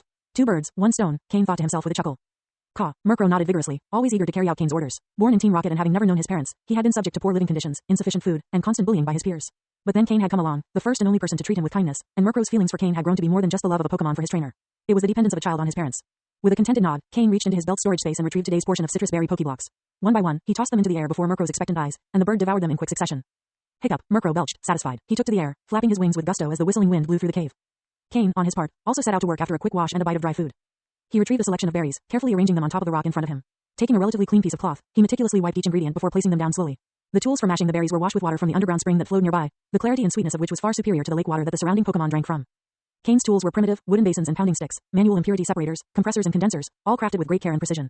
The process of making Pokeblocks was slow, but the quality was beyond reproach. More advanced Pokeblocks, however, were beyond the reach of such simple tools. With a small knife, Kane began to peel and core the berries, cutting them to the same size on a chopping board using the system's calculations, removing all the excess parts of the berries, and then crushing the berries to remove impurities. The pulp of the Dark Berry and Speed Berry were added first, stirred with precision before the other supplementary berries were added one by one, according to the system's instructions. The amount of each ingredient, the order in which the ingredients were added, the timing of the stirring, and the intensity at which the ingredients were stirred all needed to be exact. Such strict requirements meant that few people were capable of making Pokeblocks efficiently. Fortunately, Kane had an AI system to help him control everything, allowing him to simply follow the recipe and make it. After putting the prepared juice into the pre-prepared container and compressing and condensing it, he placed it in a cool place and waited for a while for the Pokeblocks to be made. As one batch was completed, Kane set the container aside and took out another set of ingredients, proceeding to make another batch. Pokemon, Chronicles of Darkness. Published by web novel. For Kane, the promised land of the Pokemon world was not the idyllic paradise he had hoped for. Instead, he found himself cast into the depths of darkness, a captive of the nefarious Team Rocket on the infamous Purgatory Island. But even in the darkest of times, fate is not always so cruel as to deny a glimmer of hope. Through a twist of destiny, Kane finds himself back where everything began. Armed with the knowledge and experiences of his previous life, he now has the opportunity to make the most of his second chance and forge his own path in the exciting world of Pokemon. Support me and get early access to chapters. www.patreon.com/GizaTransmigration #regression, time travel #second chance original author. Hibiscus website. https://www.youcanchew.com/b/95449. Chapter 11. As the morning sun rose over the cave, Murkrow flapped his wings with determination, pushing himself to new heights as he honed his flying type moves and increased the strength of his wings. Under the watchful eye of his trainer, Kane, he meticulously followed his training plan, pausing only when the burn in his muscles became too much to bear. Meanwhile, Kane was occupied with his own task, the creation of Black Bolt Pokeblocks. These tiny treats were a far cry from the simple citrus berry ones he had made in the past. As he sat cross-legged on the floor, his hands deftly moving over the ingredients, he couldn't help but let out a sigh of contentment. The piles of Pokeblocks in the containers before him were a testament to his hard work. As the morning passed and the sun began to reach its zenith, Kane stood up from the floor, rubbing at his numb legs. Murkrow, it's almost time to take a break. Let's go prepare lunch for the day, he called out. With a joyful caw, Murkrow flew over to perch on Kane's shoulder, causing the trainer to almost stumble as his legs were still numb. Laughing it off, Kane reached up to stroke the smooth feathers of his companion. Now that you're getting bigger, I'm afraid I won't be able to carry you, he said, half jokingly. Kane couldn't help but think of the other humans in the Pokemon world, those who had pushed their bodies to the limit in order to fight alongside their Pokemon companions. He remembered the king of fighting-type Pokemon, Bruno, one of the Elite Four of the Kanto region, whose strength was comparable to that of a Machoke. And then there were those like Sabrina, the gym leader of Saffron City, whose psychic abilities surpassed even those of the strongest psychic-type Pokemon. It was truly a world unlike any other. Determined not to be a burden to his Pokemon, Kane also pushed himself to exercise and strengthen his body alongside Murkrow. The advantage of their lakeside home was clear, as the waters teemed with fish for the taking. After a few failed attempts, Murkrow finally mastered the art of fishing, diving into the lake with wild abandon until he had caught enough to feed them both. And with the spices and seasonings Kane had procured on his trip to the Team Rocket base, the two enjoyed a delicious lunch together. But as the lunch break came to a close, it was time to get back to business. Well, the lunch break is almost over, so it's time to battle, Murkrow, Kane said. With a flutter of his wings and an excited caw, Murkrow was ready for action. Fighting was what he enjoyed most. As they ventured deeper into the forest, they were constantly on the lookout for wild Pokemon. With his AI system, Kane was able to scan the data of his opponents at all times, and if they encountered one they couldn't defeat, they would make a quick retreat. So long as they avoided the territories of the more powerful Pokemon, neither Kane nor Murkrow were in any danger. As the sun began to set, the two returned to their cave, exhausted from the day's training. While Murkrow battled, Kane worked on his body in silence. Recently, his weak frame had begun to fill out, thanks to proper nutrition and dedicated training. The outline of muscles was starting to show on his once thin body. As Kane gazed upon the Pokeblocks in the container, he carefully selected one and held it in the palm of his hand. The Black Bolt Pokeblock was a masterpiece, its jelly-like texture perfectly congealed and free of impurities. Using a knife, he cut off a small piece and placed it in his mouth. The bitter and dry flavor burst on his tongue, making him wince even though he had been prepared for it. The complex mixture of medicinal berries was impossible for anyone who was not a skilled breeder to discern. Although the taste was not pleasant, it was exactly what Pokemon craved. As he chewed, Kane felt his strained muscles slowly relax. This was only the effect for humans. Pokeblocks were even more potent for Pokemon. He fed the remaining Pokeblock to Murkrow, who looked at him expectantly. With a smile, Kane carefully placed the remaining Black Bolt Pokeblocks into his Team Rocket belt. Gazing at Murkrow, Kane couldn't help but recall the taste of the half-eaten Pokeblock. Laughing, he scolded, "Glutton, what's the hurry? They're all yours. But before that, you have to eat 2 more portions of the citrus berry Pokeblocks." 5 days had passed since Murkrow had begun consuming the citrus berry Pokeblocks, and their effects were gradually diminishing. But with only 2 days left, Kane knew it was best to squeeze out as much of their benefits as possible. Consuming both Pokeblocks together wouldn't result in their intended effects. The bird caught in understanding and nodded in agreement, as if trying to hide the desire he felt for the newly made Pokeblocks. Kane sat down and began to massage Murkrow using the techniques he had learned in his previous life. After a day of training and fighting, a proper massage in the evening would allow the Pokemon to recover faster. Murkrow made a sound of comfort as his stiff muscles were relieved, and he closed his eyes to fully enjoy the experience. After about half an hour of massage, Murkrow was completely relaxed and his muscles were loosened up. With that, preparations for dinner began. Tonight's meal was a large pot of delicious fish soup, creamy white and fatty, all going into their bellies. The ground was then hastily tidied up before they leaned against a rock and fell asleep. The forest was noisy at night, but the Zubat cave was a sanctuary of peace. Eventually, the only sound left in the cave was the steady breathing of the 2 companions. Pokemon, Chronicles of Darkness. Published by web novel. For Kane, the promised land of the Pokemon world was not the idyllic paradise he had hoped for. Instead, he found himself cast into the depths of darkness, a captive of the nefarious Team Rocket on the infamous Purgatory Island. But even in the darkest of times, fate is not always so cruel as to deny a glimmer of hope. Through a twist of destiny, Kane finds himself back where everything began. Armed with the knowledge and experiences of his previous life, he now has the opportunity to make the most of his second chance and forge his own path in the exciting world of Pokemon. Support me and get early access to chapters. www.patreon.com/GizaTransmigration #regression, time travel #second chance original author. Hibiscus website. https://www.youcanchew.com/b/95449. Chapter 12. 2 days passed in a blur for Kane and Murkrow. As they went about their dull but busy routine, the greatest change was evident in their appearance. Murkrow, having feasted on a week's worth of citrus berry Pokeblocks, had finally emerged from the depths of malnourishment, his body now a sleek and shining mass of black feathers. And though Kane couldn't be certain if Murkrow was at his very best, the bird seemed content. Murkrow now stood at a striking 60 centimeters, a full 10 centimeters taller than the average of his kind. His powerful wings, honed by daily exercise, now embodied an explosive force, enabling him to execute gusts with precision and even touching the threshold of the mighty hurricane move. Despite his larger size and increased weight, his speed had only increased, making him a formidable opponent in both attack and defense. As for Kane himself, the changes were not as obvious, but he could feel the strength in his body and the clarity in his thoughts. He kept pace with Murkrow during their daily exercise, and though his appearance remained rugged, his eyes shone with a newfound vitality. Even their humble abode in the Zubat cave had undergone a transformation. The cold, hard ground was now covered in soft straw and leaves, and shelves lined the walls, filled with berries that Kane had collected on their journeys. A rudimentary cot lay flat on the floor, covered in the warm fur of some unknown creature. Murkrow, the effects of the citrus berry Pokeblocks have fully manifested and the 7-day period has ended. Continuing to eat them won't have much of an effect. You can now consume the Black Bolt Pokeblocks that you've been craving, Kane said with a smile, as he watched his companion groom its feathers. At the mention of the Black Bolt Pokeblock, Murkrow immediately stopped moving, recalling the taste, and unconsciously gulped while staring at Kane intently. As Kane looked upon his companion, he couldn't help but laugh helplessly. He reached into his storage belt and retrieved the Black Bolt Pokeblocks he had crafted a couple of days ago, placing them in a rice bowl specially designed for Murkrow's food. Go on, indulge yourself. It's quite filling, Kane said, as he watched Murkrow's anticipation grow. Unlike the citrus berry Pokeblock, the Black Bolt Pokeblock was able to subtly improve the Pokemon and was brimming with dark and flying type energy. The more Murkrow ate and absorbed, the better it would be for him. This Pokeblock would be a staple in his diet for quite some time. In fact, as an intermediate Pokeblock, the energy it contained was so great that even Murkrow, who usually ate a lot of fish, felt full after just a few Pokeblocks. Reflecting on the perfect taste, Murkrow silently smacked his beak and would have wanted to eat more if he hadn't been so full. As Murkrow enjoyed his lunch, Kane also quickly finished his. The afternoon was spent fighting and exploring the forest. The Team Rocket base lay to the west, so there was no need to explore that side.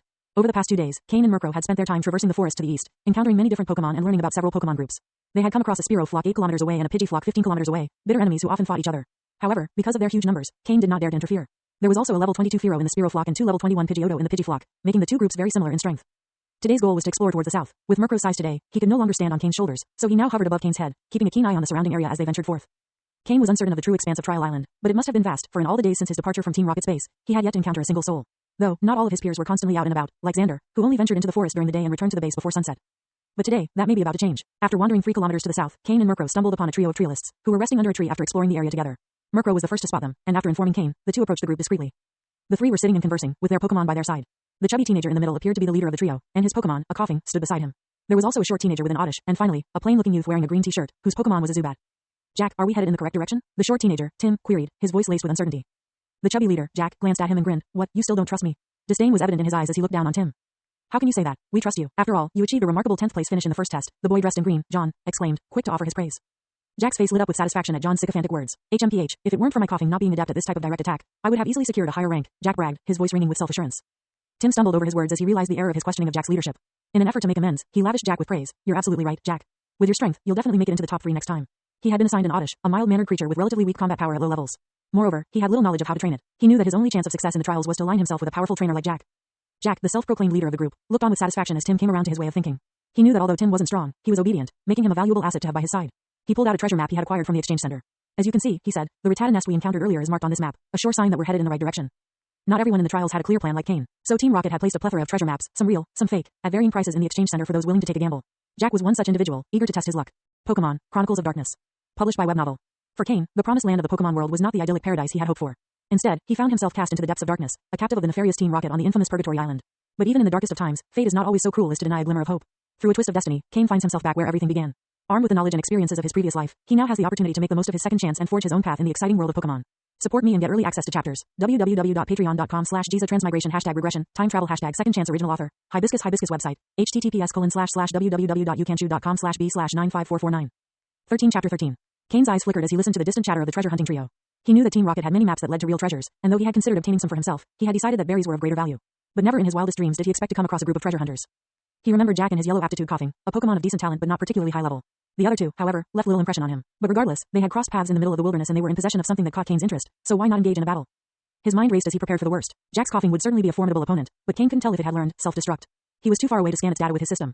The Zubat and Oddish, however, should pose little problem. Oddish would be particularly vulnerable to Murkrow's flying-type moves. Fighting against 3 trainers and their Pokemon was a different beast than fighting wild ones, but Murkrow had been growing strong of late. With a glance, Kane summoned Murkrow's stats. Pokemon, Murkrow, green. Gender, male. Level, 12. Type, dark plus flying. Ability, prankster. Held items, none. Egg moves, punishment, feigned attack, roost. Basic moves, peck, astonish, pursuit, haze.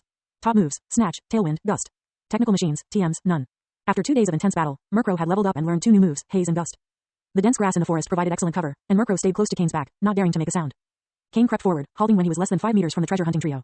This was the limit. Any closer and he would be easily detected. But even from this distance, his system was able to conduct a scan. With a flash of light in his eyes, the information of the 3 Pokemon appeared before him. As he had suspected, there was a level 14 yellow aptitude coughing that had not yet learned self-destruct, a level 13 orange aptitude Zubat, and to his surprise, the Oddish was also yellow aptitude, but it was only level 11. This proved that the trainer wasn't very skilled. With this new information, Kane's plan became clear. Even though Oddish's level was low and its combat power was weak, it was still a Pokemon, and battling 2 against 1 was better than 3 against 1. And with Oddish's weakness to flying-type moves, it would be the first target.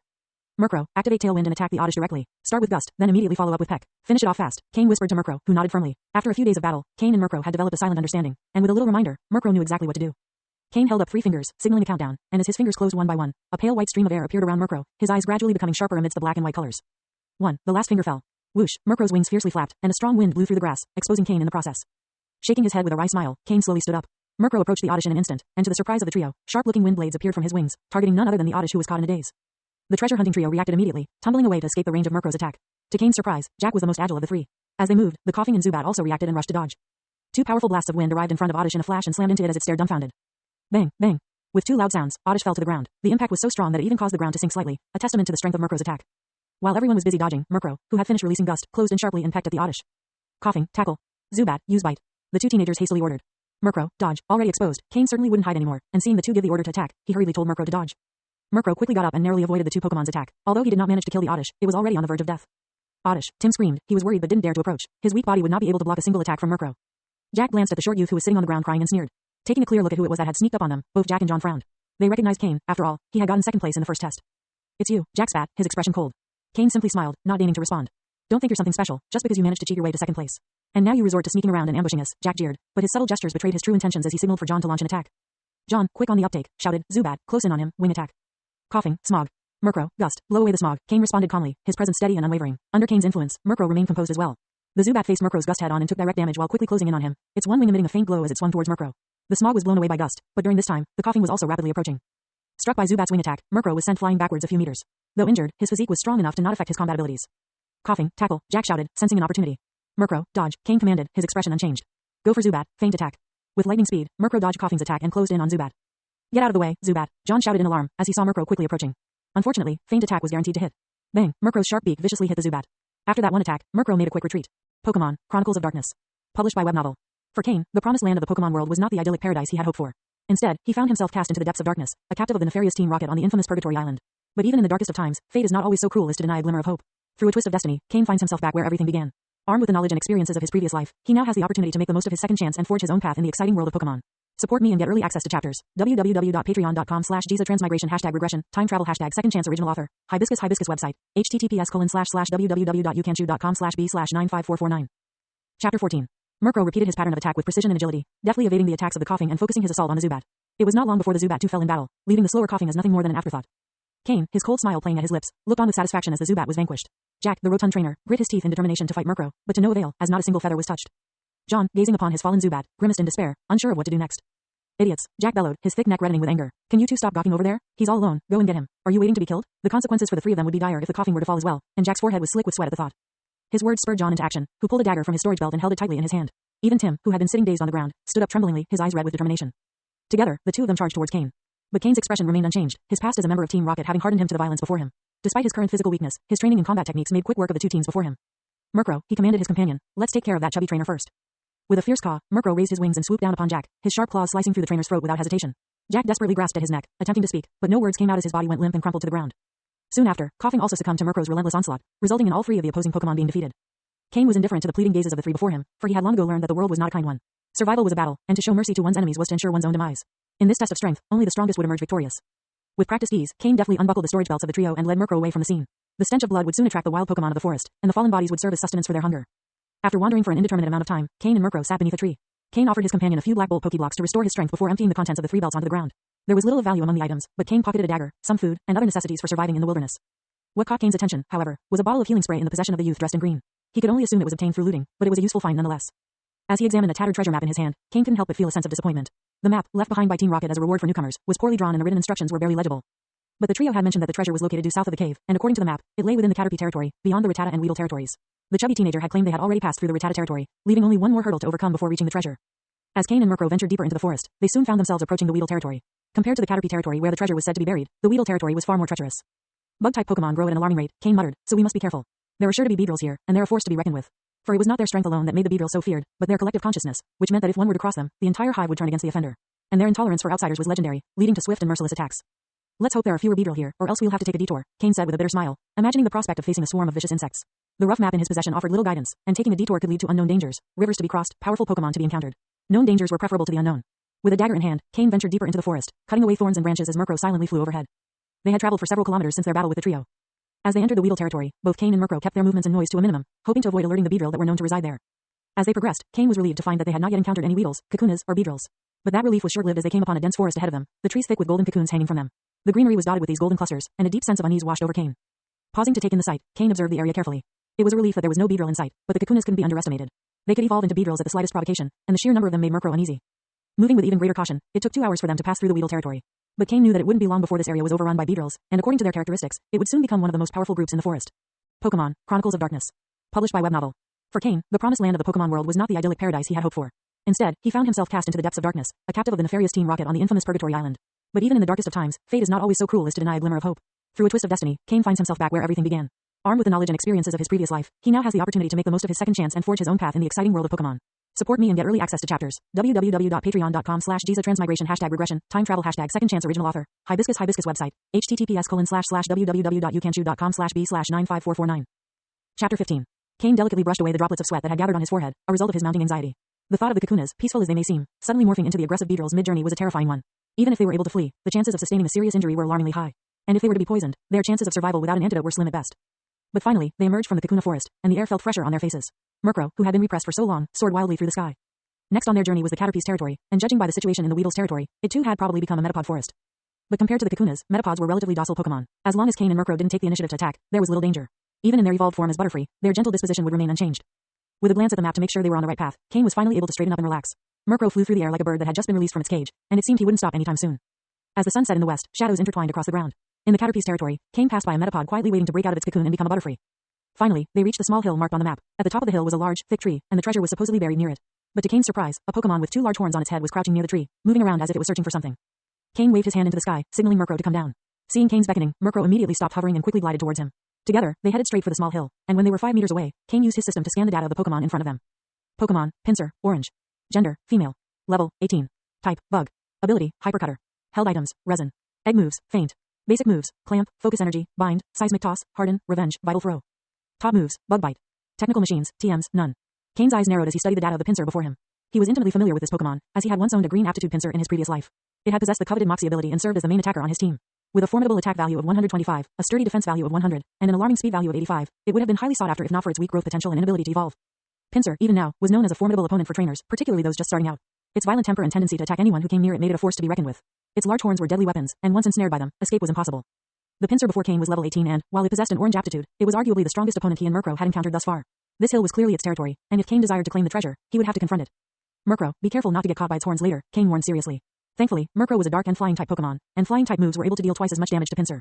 Caw, Murkrow acknowledged, sensing that this would not be an easy fight. Kane's mind raced as he formulated a plan. It was best to avoid direct physical contact with the pincer, and a tactic gradually took shape in his mind. Murkrow, Gust. Murkrow obeyed, and the pincer, who had been happily eating, felt a sharp pain as the flying type move hit its body. Anger flooded its heart. As the local tyrant, it was used to bullying others. When had it ever been actively attacked? And to be disturbed while enjoying a delicious meal was an insult it would not tolerate. Krua, the pincer roared as it charged furiously towards Murkrow, determined to make the little bird pay for interrupting its meal. As it ran, it took a deep breath and concentrated, a stream of air appearing from the bottom of its feet and circling around it. The pincer had activated focus energy, increasing its chances of hitting vital points. As one might expect, with its high attack value and the potential to strike a vital point using focus energy, pincer had the power to instantly fell Murkrow with a single hit. Sensing pincer's change, Kane acted quickly. Murkrow, use snatch, he commanded. A black aura engulfed pincer, instantly dissipating the airflow it had gathered. At the same time, a similar aura enveloped Murkrow, and he felt the effects contained within it. Snatch, a dark type status move that, combined with Murkrow's prankster ability, allowed him to snatch the effect of focus energy from pincer. Murkrow took advantage of the newfound effect, his eyes sharpening as he locked onto pincer's flailing arms and running legs, noting the lack of coordination in every movement. In that moment, he knew that if he could strike those points, he would be able to cause significant damage to pincer. Murkrow, keep using Gust, Kane instructed. Murkrow's wings shook, and a sharper airflow than before appeared, targeting the very spot he had identified as uncoordinated in pincer's movements. Bang, bang, two powerful winds struck pincer. Krua, pincer cried out in pain, unable to understand why its commonly used move had no effect. A sharp pain was felt all over its body, more painful than the previous attack. Pincer's eyes became bloodshot as it roared in frustration. Unable to fly, pincer was at a disadvantage against the cunning Murkrow. The feeling of being attacked and unable to hit back was unbearable. Helplessly, it prepared to use its least favored move. By exerting energy all over its body and tensing up, pincer used Harden, a move capable of boosting its defense. Pokemon, Chronicles of Darkness. Published by web novel. For Kane, the promised land of the Pokemon world was not the idyllic paradise he had hoped for. Instead, he found himself cast into the depths of darkness, a captive of the nefarious Team Rocket on the infamous Purgatory Island. But even in the darkest of times, fate is not always so cruel as to deny a glimmer of hope. Through a twist of destiny, Kane finds himself back where everything began. Armed with the knowledge and experiences of his previous life, he now has the opportunity to make the most of his second chance and forge his own path in the exciting world of Pokemon. Support me and get early access to chapters. www.patreon.com/GizaTransmigration #regression time travel #second chance original author. Hibiscus website. https://www.youcanchew.com/b/95449. 16 Chapter 16. As Kane watched pincer's actions, he could not help but stifle a chuckle. This was one of the key differences between wild Pokemon and those trained by a trainer. Without instruction, wild Pokemon fought with their own intelligence and instincts. Use Snatch again, Kane commanded. Pincer was tensing its body, but it was unaware that its opponent had been waiting for it to use this move. The familiar black aura reappeared around it as the effect of Murkrow's Snatch returned. Pincer was taken aback after using Harden. Even though it wasn't a move it commonly used, it should have had some effect. Still not convinced, it used Harden once more. This time, Pincer finally saw the black aura flying from its side towards Murkrow, and while it didn't know what it was, it realized it was the work of that pesky black creature in the sky it had never seen before. On the other hand, Murkrow was also feeling the effects of the two Harden moves. His feathers stiffened and made a metallic sound as they rubbed against each other, feeling as if he was clad in armor. Krua, Krua, Pincer could do nothing but roar. After taking another blow, it gave up, turned around, and ran. In the face of such a shameless opponent, running was the only option left. But how could its speed compare to Murkrow, who not only had a higher base speed but also received a double speed boost from Tailwind? After a series of attacks from Murkrow with the added effect of focus energy, Pincer finally fell helplessly. But this time, Kane didn't let Murkrow kill it, not out of mercy, or because he wanted to catch it, but because he believed that this Pincer would make for a valuable leveling partner. Just by defeating it, Murkrow leveled up to 13, which showed that defeating a Pokemon across many levels would give Murkrow a lot of experience. Caw. After defeating Pincer, Murkrow cried out with great vigor, having never fought so well, no, it should be said, attacked so well. Who wouldn't want to be able to attack with abandon and not have to worry about taking any damage? Kane paid no attention to the fallen Pincer, its body motionless on the ground. Though selected by Kane as the perfect match for Murkrow, the fate of Pincer was uncertain, and it was debatable whether or not it had been fortunate to have escaped with its life. As they stood beneath the lush canopy of leaves and dense branches, the sunlight was obscured and a chill descended upon them. Kane picked up a fallen branch and, with a nonchalant air, began to dig into the loose soil near the tree. Using only this primitive method, he found the soil to be quite pliable and the task was completed with ease. Murkrow, meanwhile, had flown circles around the tree and was now perched atop its highest branch, nodding in approval of its robust growth. With a resounding thud, Kane brought the branch down with force, striking a hard object. Discarding the branch, he cleared the dirt with his hands to reveal a gleaming metal box. As Kane surveyed the excavated earth, it was clear that the metal box had been buried only about 10 centimeters deep. His eyes flickered as he realized the ease of the digging. It seemed the box had not been buried with much intention of concealment, likely just for amusement. Kane handled the box with care, noting its lightweight. A silvery white laptop-sized container was now fully exposed. Murkrow, sensing Kane's actions, flew down from the tree and stood attentively beside him, his curiosity piqued. Kane sat cross-legged, placing the box on his lap, and noticed a small lock that prevented it from opening. Murkrow, he commanded, gently peck this lock open. With a satisfying ding, Murkrow complied and the lock was easily broken. As Kane opened the box, his face twitched involuntarily at the sight within. A hand-sized disc, shimmering white, and nothing else. He couldn't help but feel the haphazard nature of Team Rocket's operations. A poorly drawn treasure map worth a mere 100 points, a seemingly random burying spot, and a box containing only this disc. He shook his head, banishing these disordered thoughts from his mind. Kane was content with the disc he had found. It was a TM, a valuable item, and though the move it contained was not specified, the fact that it radiated a white light suggested it was of the normal type. Regardless of the move, it was worth more than 100 points. He carefully placed the box in his storage belt, knowing he wouldn't be able to use it now. He would have to wait until he returned to base to see if Murkrow could learn the move, and if not, he would sell the TM to Team Rocket for some points. Kane knew that points in Team Rocket could be earned not only through ranking tests but also through the exchange of items and the completion of certain tasks. On the trial island, these tasks included cleaning or picking berries, but they were often menial and only earned 1 point per task. Kane surmised that the more challenging tasks had yet to be assigned to the new batch of trialists, as Team Rocket, while not opposed to the death of the trialists, did not wish to waste resources. Furthermore, all the current trialists had tamed a Pokemon and, though not particularly strong, were still more valuable than average individuals. Team Rocket typically offered 70% of the item's worth in exchange for points. An item valued at 100 points, for example, would be traded for 70 Team Rocket points. This system ensured that Team Rocket never lacked for funds. Despite this, many still traded rare items for points as Team Rocket possessed a vast array of items not available elsewhere. If Kane was fortunate and the TM recorded a rare move, the value could reach tens of thousands of points. Kane sat contemplatively, propping his head in his hands as he considered his options. Murkrow's recovery plan had been completed and was successful, though it was uncertain if Murkrow had fully regained his strength. With the most pressing matter resolved, Kane would now need to devise a comprehensive plan for the next 2 months on the island. First, as resources and time were limited, he would not catch any additional Pokemon and instead focus on training Murkrow. Secondly, leveling up Murkrow was of paramount importance, as it was currently at a lower level compared to most other treelists Pokemon. During his treasure hunting, Kane had gradually formed a plan, and it was only after defeating the level 18 Pinsir that he felt confident in its feasibility. Murkrow was a Pokemon of the dark and flying type. These types held a natural advantage against psychic and ghost types, which were difficult to come by on the island. However, flying types were also effective against grass, bug, and fighting types, all of which were abundant on the island. The territories they had traversed before, the Weedle territory and the Caterpie territory, were ideal training grounds for flying-type Pokemon. Though the Weedle had evolved into Kakuna and the Caterpie into Metapod, this posed little threat. Even if a swarm of Beedrills and Butterfrees were to appear, Murkrow with Tailwind and Prankster could use guerrilla tactics and avoid danger. Pokemon, Chronicles of Darkness. Published by web novel. For Kane, the promised land of the Pokemon world was not the idyllic paradise he had hoped for. Instead, he found himself cast into the depths of darkness, a captive of the nefarious Team Rocket on the infamous Purgatory Island. But even in the darkest of times, fate is not always so cruel as to deny a glimmer of hope. Through a twist of destiny, Kane finds himself back where everything began. Armed with the knowledge and experiences of his previous life, he now has the opportunity to make the most of his second chance and forge his own path in the exciting world of Pokemon. Support me and get early access to chapters. www.patreon.com/GizaTransmigration #regression, time travel #second chance original author. Hibiscus website. https://www.youcanchew.com/b/95449. Chapter 17. As the last rays of sunlight dipped below the horizon, Kane knew that there was not enough time left in the day to engage in battle with the Beedrills. The swarm was a formidable foe, and it would not be wise to face them in the dark of night. Kane and Murkrow made their way back up the slope to the enormous tree, a former home of the powerful Pinsir. Though it was too dangerous to linger in the forest at night, the tree offered a safe haven for Kane and Murkrow, as Murkrow had bested Pinsir in battle and now had a claim to the tree. Upon their return, however, they discovered that Pinsir was nowhere to be found. Kane couldn't tell if it had left on its own accord or if it had been taken by another Pokemon. The hill on which they stood was situated in the territory of the Caterpie and Metapod, with the Kakuna to the north, Oddish and powerful Bloom to the east, Pinsirs of equal strength to the one defeated by Murkrow to the south, and other weak Pokemon scattered to the west. As the fire crackled and danced beneath the tree, Kane prepared a simple meal for himself and Murkrow. He placed Murkrow's pokeblock in a wooden bowl for the bird to eat and pulled out some dried meat to roast over the fire. As he watched Murkrow eagerly devour the pokeblock and meat, Kane couldn't help but smile. Despite the sparse meal, it was more than enough to replenish the energy expended in the day's battles. The forest, usually so serene, was alive with the sounds of the night as Kane and Murkrow ascended to the topmost branch of the tree and nestled themselves in for the night, their exhaustion from the day's journey taking hold quickly, and they fell into a peaceful slumber. The night passed without incident, and as the first rays of sunlight peeked over the horizon, Kane and Murkrow awoke, refreshed and ready for the day ahead. The wilds had a transformative effect on Kane, purging him of the vices he had indulged in during his previous life when his strength had reached the level of a quasi-elite trainer. He quickly ate his breakfast and set out for his destination, the Kakuna territory. As he passed through the territories of the Caterpie and Metapods, he made his way to the forest thick with Kakunas that he had scouted before. As a bug-type Pokemon, a Weedle with the right resources could evolve into a formidable Beedrill in just 15 days, but its earlier evolutions were weak and vulnerable. Normally, a Weedle could only use String Shot and Poison Sting, and its low HP and defense made it an easy target. Though its defense improved slightly upon evolving into a Kakuna, its limited moveset, consisting only of Harden, made it a sitting duck for predators, unable to defend itself. Team Rocket's map indicated that this area had once been home only to Weedles, but it seemed that a new batch of Kakunas had recently appeared. Kane quickly scanned the area and found that the Kakunas were generally around level 7 or 8, but their numbers were high, making them a valuable source of experience. And so, with no mercy in his heart, Kane set out to eradicate the vulnerable Kakunas. Murkrow, unleash Gust upon these Kakunas. Widen your attack range and eliminate as many as you can, Kane commanded, as he and Murkrow prepared for battle. Murkrow let out a caw and puffed out his chest, as if to say, leave it to me, I'll make quick work of these immobile chickens. As he acted with confidence, Kane couldn't help but remember how, on their previous journey through this forest, Murkrow hadn't dared to make a sound. Previously, when they traversed the forest, they had found themselves surrounded by Kakunas, with the constant fear of an accident that would cause them to break out of their cocoons and catch Kane and Murkrow behind enemy lines. But now, the tables had turned. They had the upper hand, with the advantage of speed and agility, giving them the freedom to strike, retreat, or move at will, leaving their enemies powerless to stop them. The Kakunas in this section of the forest were but a fraction of their entire territory. With a flap of his wings, Murkrow unleashed two small whirlwinds that quickly grew in size and power. Dozens of Kakunas were swept up in the gusts, their cries of horror and despair filling the air. The remaining Kakunas, still hanging from the trees, trembled and wailed in desperation, but Murkrow showed no mercy.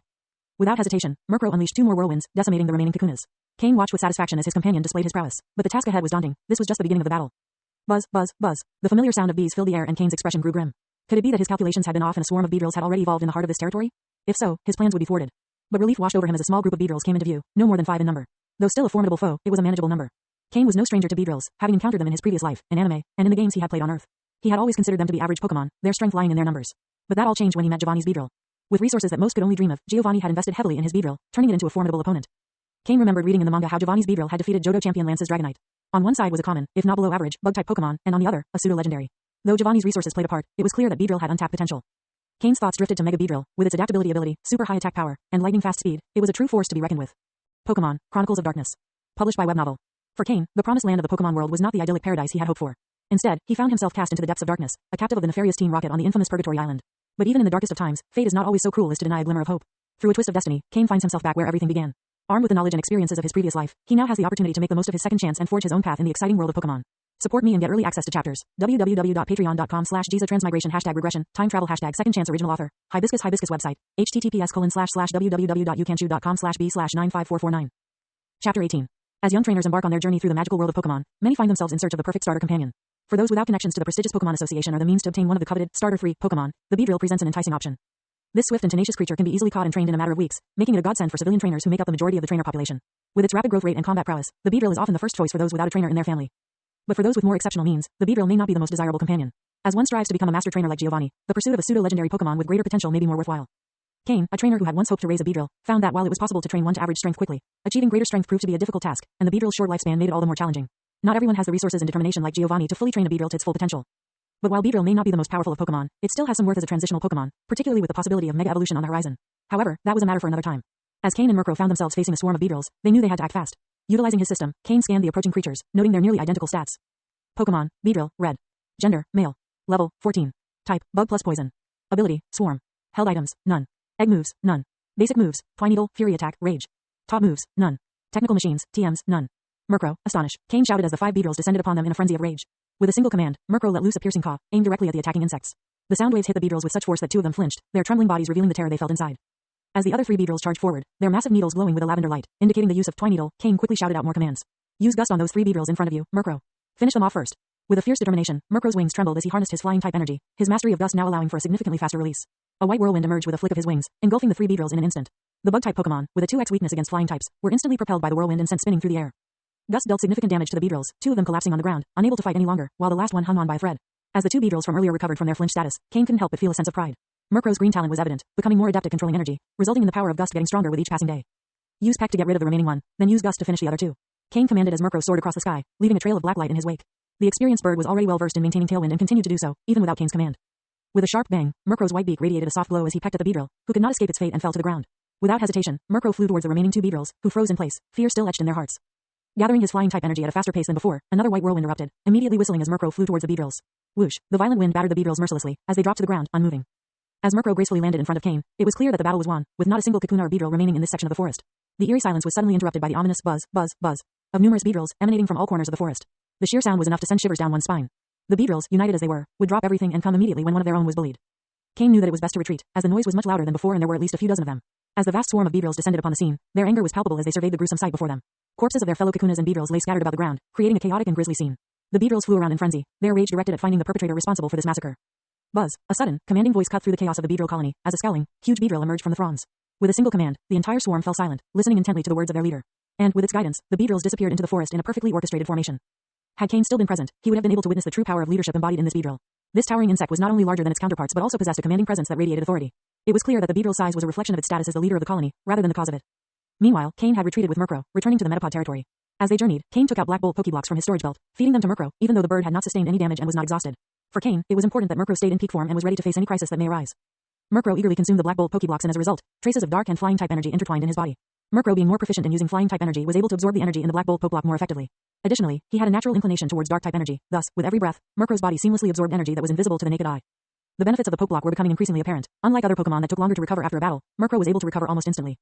Are you prepared, Murkrow? Today's task is not easy, Kane asked softly, as he gently stroked Murkrow's silky smooth black feathers. Caw, Murkrow nodded, swinging his wings in a determined gesture, signaling his readiness.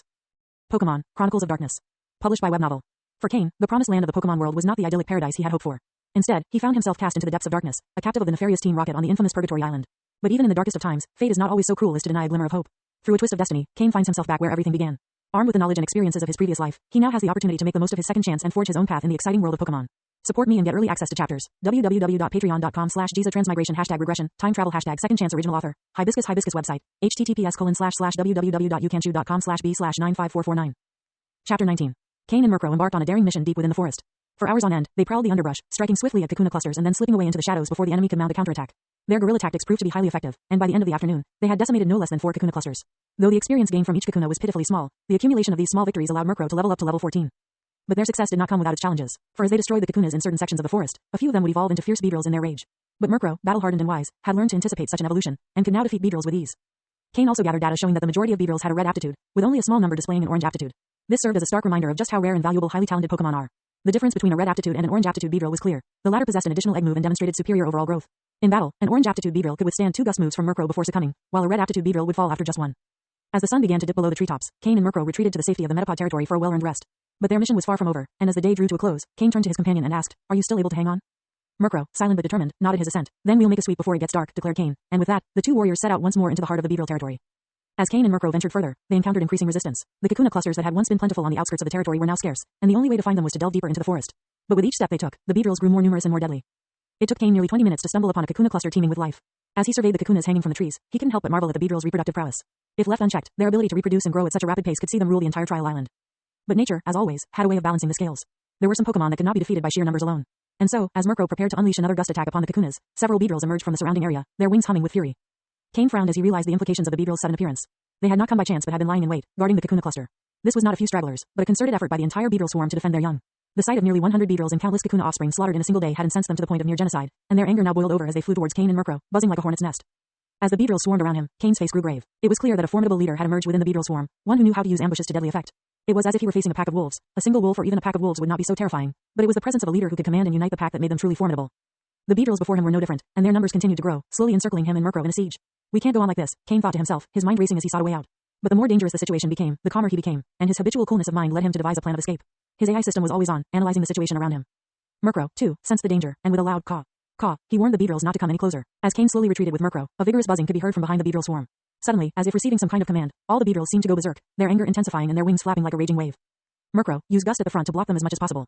Then, while we retreat, use Peck to take care of the few beetles behind you, Kane ordered coolly. Fortunately, the encirclement was not yet complete, and there were only a few beetles behind them. As long as they could quickly dispatch the beetles blocking their escape before the front line broke through the wind wall of Gust, they could still make it out safely.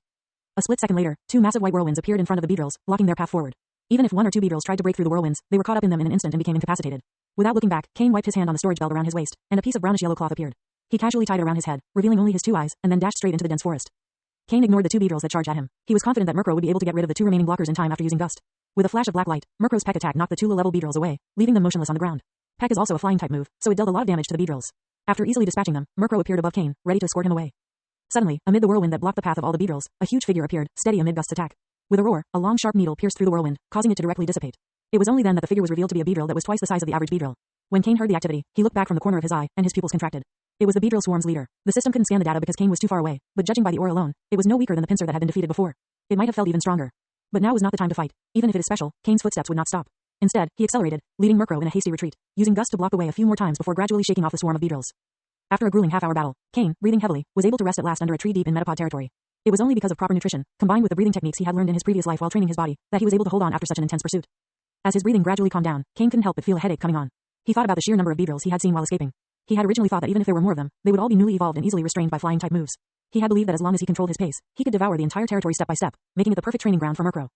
But he never could have predicted that an intelligent leader, capable of coordinating the entire situation, would have quickly emerged within the swarm, causing a significant problem for Kane. Whether or not a group has a leader makes a significant difference in the group's fighting power and cohesiveness. A group with a qualified leader can unite a dispersed group of people, much like a clenched fist that delivers a powerful punch to the enemy. The appearance of the beetle leader put Kane in a difficult spot. But it would be a shame to give up so easily. It was too late for Kane to scan the leader's stats as he fled, but to become the leader of a group so early on and without controversy, the leader couldn't have had low talent or strength. Pokemon, Chronicles of Darkness. Published by web novel. For Kane, the promised land of the Pokemon world was not the idyllic paradise he had hoped for. Instead, he found himself cast into the depths of darkness, a captive of the nefarious Team Rocket on the infamous Purgatory Island. But even in the darkest of times, fate is not always so cruel as to deny a glimmer of hope. Through a twist of destiny, Kane finds himself back where everything began. Armed with the knowledge and experiences of his previous life, he now has the opportunity to make the most of his second chance and forge his own path in the exciting world of Pokemon. Support me and get early access to chapters. www.patreon.com/GizaTransmigration #regression, time travel #second chance original author. Hibiscus website. https://www.youcanshu.com/b/95449. Chapter 20.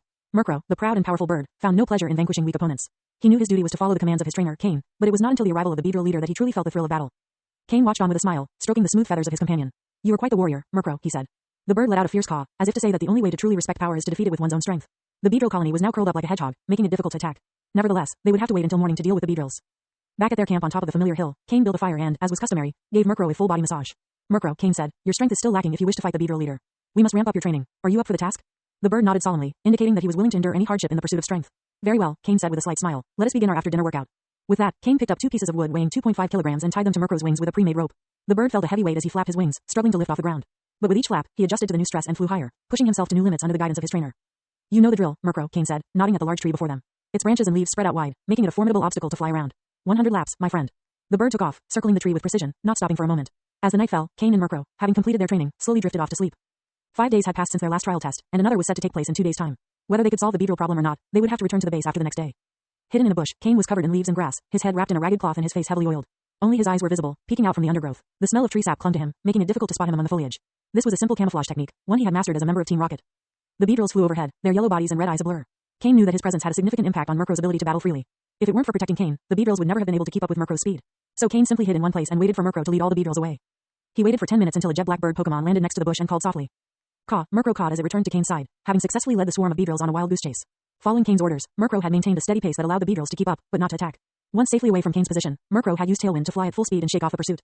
Kane emerged from his hiding spot, patting the dirt from his clothes and stamping his feet to restore feeling. He fed Murkrow a Black Bolt Poplock to replenish his stamina and nodded in satisfaction, a hint of a smile on his lips. With the Beedrills safely lured away, it was time to properly scout the central part of their territory. Kane and Murkrow made their way through the dense woods, the only sounds coming from the rustling of leaves and the occasional snap of a twig. The trees were stripped of their leaves, the ground littered with nibbled bits, and threads tangled in the branches, evidence of the presence of weevils.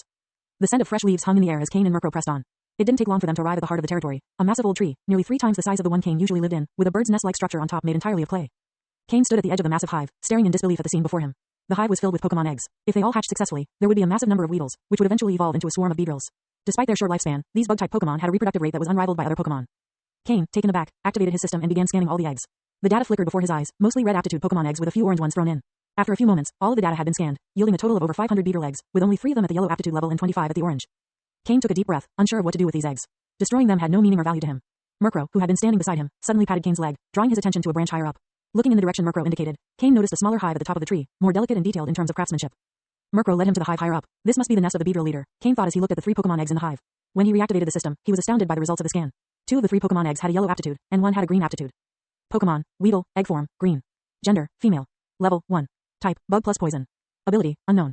Held items, none. Egg moves, bug bite, focus energy. Basic moves, none. Top moves, none. Technical machines, TMs, none. Although this Pokemon was only a common Weedle, when a Pokemon's talent reaches the green level, the species restriction becomes much less limiting. This was the Beedrill leader's child, and based on the aptitude of these 3 eggs, the Beedrill leader's talent must have reached the yellow level, if not the green. In general, if there are no special circumstances in a Pokemon's genetics, their children's talent will be within 1 level of their parents' talent. In other words, if the parents have a yellow aptitude, their children will at worst have an orange aptitude, most likely a yellow aptitude, and possibly a green aptitude. There will be a variety of situations if the parents have different aptitudes, but the minimum will only be 1 rank lower than the parent with the lowest talent, and the maximum will be 1 rank higher than the parent with the highest talent. With a piece of cloth, Kane wrapped the green aptitude Weedle egg, tied it securely to his back, and jumped a few times to make sure it wouldn't fall. Pokemon eggs cannot be placed in the storage belt, otherwise, the egg will become dormant and die. Storage spaces are typically used for non-living things. Placing a living thing in one would cause it to perish. Kane was determined to keep this green aptitude Pokemon egg. He could keep it for himself or sell it to Team Rocket to get what he needed. As a Pokemon hunter, Kane was no stranger to this type of thing. Pokemon, Chronicles of Darkness. Published by web novel. For Kane, the promised land of the Pokemon world was not the idyllic paradise he had hoped for. Instead, he found himself cast into the depths of darkness, a captive of the nefarious Team Rocket on the infamous Purgatory Island. But even in the darkest of times, fate is not always so cruel as to deny a glimmer of hope. Through a twist of destiny, Kane finds himself back where everything began. Armed with the knowledge and experiences of his previous life, he now has the opportunity to make the most of his second chance and forge his own path in the exciting world of Pokemon. Support me and get early access to chapters. www.patreon.com/GizaTransmigration #regression, time travel #second chance original author. Hibiscus website. https://www.youcanchew.com/b/95449. Chapter 21. Kane knew that this 1 green aptitude Pokemon egg would bring him a bountiful profit. He had set his sights on the 2 yellow aptitude Pokemon eggs as well, for their parents were known to be gifted. Though they may not have been as rare as the green aptitude Pokemon, they were still sought after. The difference between having parents with yellow aptitudes and parents with green aptitudes was significant, but Kane knew better than to force the matter. The value of a yellow aptitude Pokemon versus a green aptitude Pokemon was immeasurable. With the help of his trusty Murkrow, Kane carefully made his way back to the ground with the precious egg nestled on his back. It was imperative that they flee this dangerous location before the Beedrill swarm returned. To avoid a confrontation, Kane and Murkrow took a different route back to safety. As Kane departed the Beedrill hive with his prize, the Beedrill leader felt a pang of loss. The leader remembered the 3 Pokemon eggs still left in the hive and let out a furious scream, buzz, buzz, buzz. The surrounding Beedrills were so frightened that they did not dare to breathe. The leader flew as fast as it could back to the hive, but Kane had already made his escape and was safely back in the Metapod's territory, far away from the Beedrill swarm that was frantically chasing after the Beedrill leader. Kane had initially intended to destroy the Beedrill's hives, knowing that the homeless Beedrills would undoubtedly be in a frenzy searching for their enemies and rebuilding their hives, allowing Kane and Murkrow to take advantage of the situation and slip away unnoticed. However, upon discovering the green aptitude Pokemon egg within the hive, he deemed it a worthy trade-off to revise his strategy. But Kane had not anticipated the gravity of his actions in stealing the Pokemon egg. The Beedrill leader returned to the hive with haste, leaving the other Beedrills trailing behind. The sight of its nest, stripped of one of its 3 precious Pokemon eggs, sent a wave of fury through the leader. Its eyes, already red with anger, now held a hint of madness and a thirst for revenge. As the leader of the colony, its talent had the power to elevate the entire colony, but the theft of its most gifted offspring was like snuffing out the colony's very future. The forest echoed with the sounds of the Beedrill's rage, buzz, buzz. In the mind of the Beedrill leader, the image of the black-colored Pokemon and the human beside it came to mind. Its intuition as a parent led it to suspect they were responsible for the abduction of its child. The leader's rage intensified as it caught the scent of the stolen Pokemon egg in the air, and all the Beedrills looked to their leader, ready to obey its command. The Beedrill leader flew out of the hive, its wings vibrating frantically as it followed the trail. The Beedrills followed suit, and the entire forest shook as they poured out of the hive. Other Pokemon, sensing the danger, quickly moved out of the way, not daring to impede the frenzy of the Beedrills. The Beedrills eventually reached the Metapod's territory and came to a halt. It was a well-known fact that the Butterfree colony and the Beedrill colony were bitter rivals on the island. The Butterfree, known for their gentle nature, did not typically initiate attacks in the Beedrills, while aggressive, usually avoided provoking them, as the Butterfree colony was just as prolific in reproducing as they were. But when the furious Beedrills flew towards their territory, the Butterfrees, sensing danger, converged and for the first time the 2 colonies met at the border of their territories. Buzz, buzz off. The Beedrill leader, consumed with the need to find its stolen offspring, paid no heed to the presence of the Butterfrees as the scent of its child was clearly coming from their territory. Ignoring the pleas of the Butterfree leader, the Beedrill leader shouted and charged forward into the Butterfree's territory. The Butterfree leader tried to stop it but was met with 2 other Beedrills attacking from the side. The Butterfrees, caught off guard and outnumbered, were no match for the enraged Beedrills who fought fiercely. "Ree!" The Butterfree leader cried out in vain as the Beedrill leader flew deeper into their territory. Meanwhile, Kane and Murkrow were resting at their campsite, the stolen Pokemon egg wrapped tightly in leaves to hide its scent, while Murkrow enjoyed his favorite Pokeblocks. Kane, a quasi-elite trainer in his previous life, had a certain status in Team Rocket and no longer needed to personally catch Pokemon for resources, and had forgotten that Pokemon have a special bond with their offspring. He had failed to take the necessary precautions to conceal the scent of the Pokemon egg and now, even if he had acted, it was already too late. He was unaware that his actions had directly led to a battle between the 2 colonies. Murkrow, who had been peacefully eating, suddenly raised his head, his instincts warning him of impending danger. Kane sat up slowly, studying Murkrow with confusion. Murkrow, what's wrong? As he spoke, a buzzing sound reached his ears and his expression shifted as he looked towards the north. A yellow figure gradually emerged from the horizon, followed by a dozen smaller but similar figures. Beedrill. Kane recognized the familiar figures, having dealt with them for the past 2 days, and knew exactly who this individual was. I didn't expect them to track me all the way here. It seems to have truly ruffled their feathers. Murkrow was thrilled at the appearance of the Beedrill leader, having longed for a chance to fight it. As for the dozen ordinary Beedrills, they were of little concern to him. Kane smiled. It seemed the entire Beedrill colony had paid a heavy price to reach him here. The Beedrill leader caught sight of the 2 familiar figures and its suspicions were confirmed as it rushed towards them without hesitation. Murkrow, get ready for battle, Kane said softly as he watched the approaching figures. Use Tailwind right away and when you reach them use Gust to hold off the Beedrill leader while taking out the other injured Beedrills with Astonish and Peck. After that, you can finally have your much anticipated fight with the Beedrill leader. Faced with a surprise attack from a dozen Beedrills, Kane issued the most suitable commands for the current situation. In an instant, Murkrow transformed into a black blur, surrounded by swirling currents of air, increasing his speed even further. Without hesitation, Murkrow aimed for the Beedrill leader while unleashing Gust, creating a wall of wind that blocked its path. Thanks to his rigorous training, Murkrow was faster than ever and he quickly used successive pecks to knock several of the already injured Beedrills to the ground. The Beedrill leader quickly broke through the Gust barrier, with 6 Beedrills still in good condition. The remaining Beedrills charged forward, using their Twineedle and Fury attack moves in succession. Murkrow, using his nimble body, did his best to evade but was still hit by the attacks of 2 Beedrills. As the battlefield moved closer uphill, Kane finally had the opportunity to scan the information of the Beedrill leader. Pokemon, Beedrill, leader, light green. Gender, female. Level, 17. Type, bug plus poison. Ability, swarm, leadership, can raise a Pokemon's talent by a small order. Held items, none. Egg moves, bug bite, pin missile. Basic moves, Twineedle, Fury attack, rage, pursuit. Top moves, drill run, quick attack. Technical machines, TMs, none. The leadership ability, which is exclusive to leader Pokemon, can enhance a Pokemon's talent and earn the trust of their kind. Pokemon, Chronicles of Darkness. Published by web novel. For Kane, the promised land of the Pokemon world was not the idyllic paradise he had hoped for. Instead, he found himself cast into the depths of darkness, a captive of the nefarious Team Rocket on the infamous Purgatory Island. But even in the darkest of times, fate is not always so cruel as to deny a glimmer of hope. Through a twist of destiny, Kane finds himself back where everything began. Armed with the knowledge and experiences of his previous life, he now has the opportunity to make the most of his second chance and forge his own path in the exciting world of Pokemon. Support me and get early access to chapters.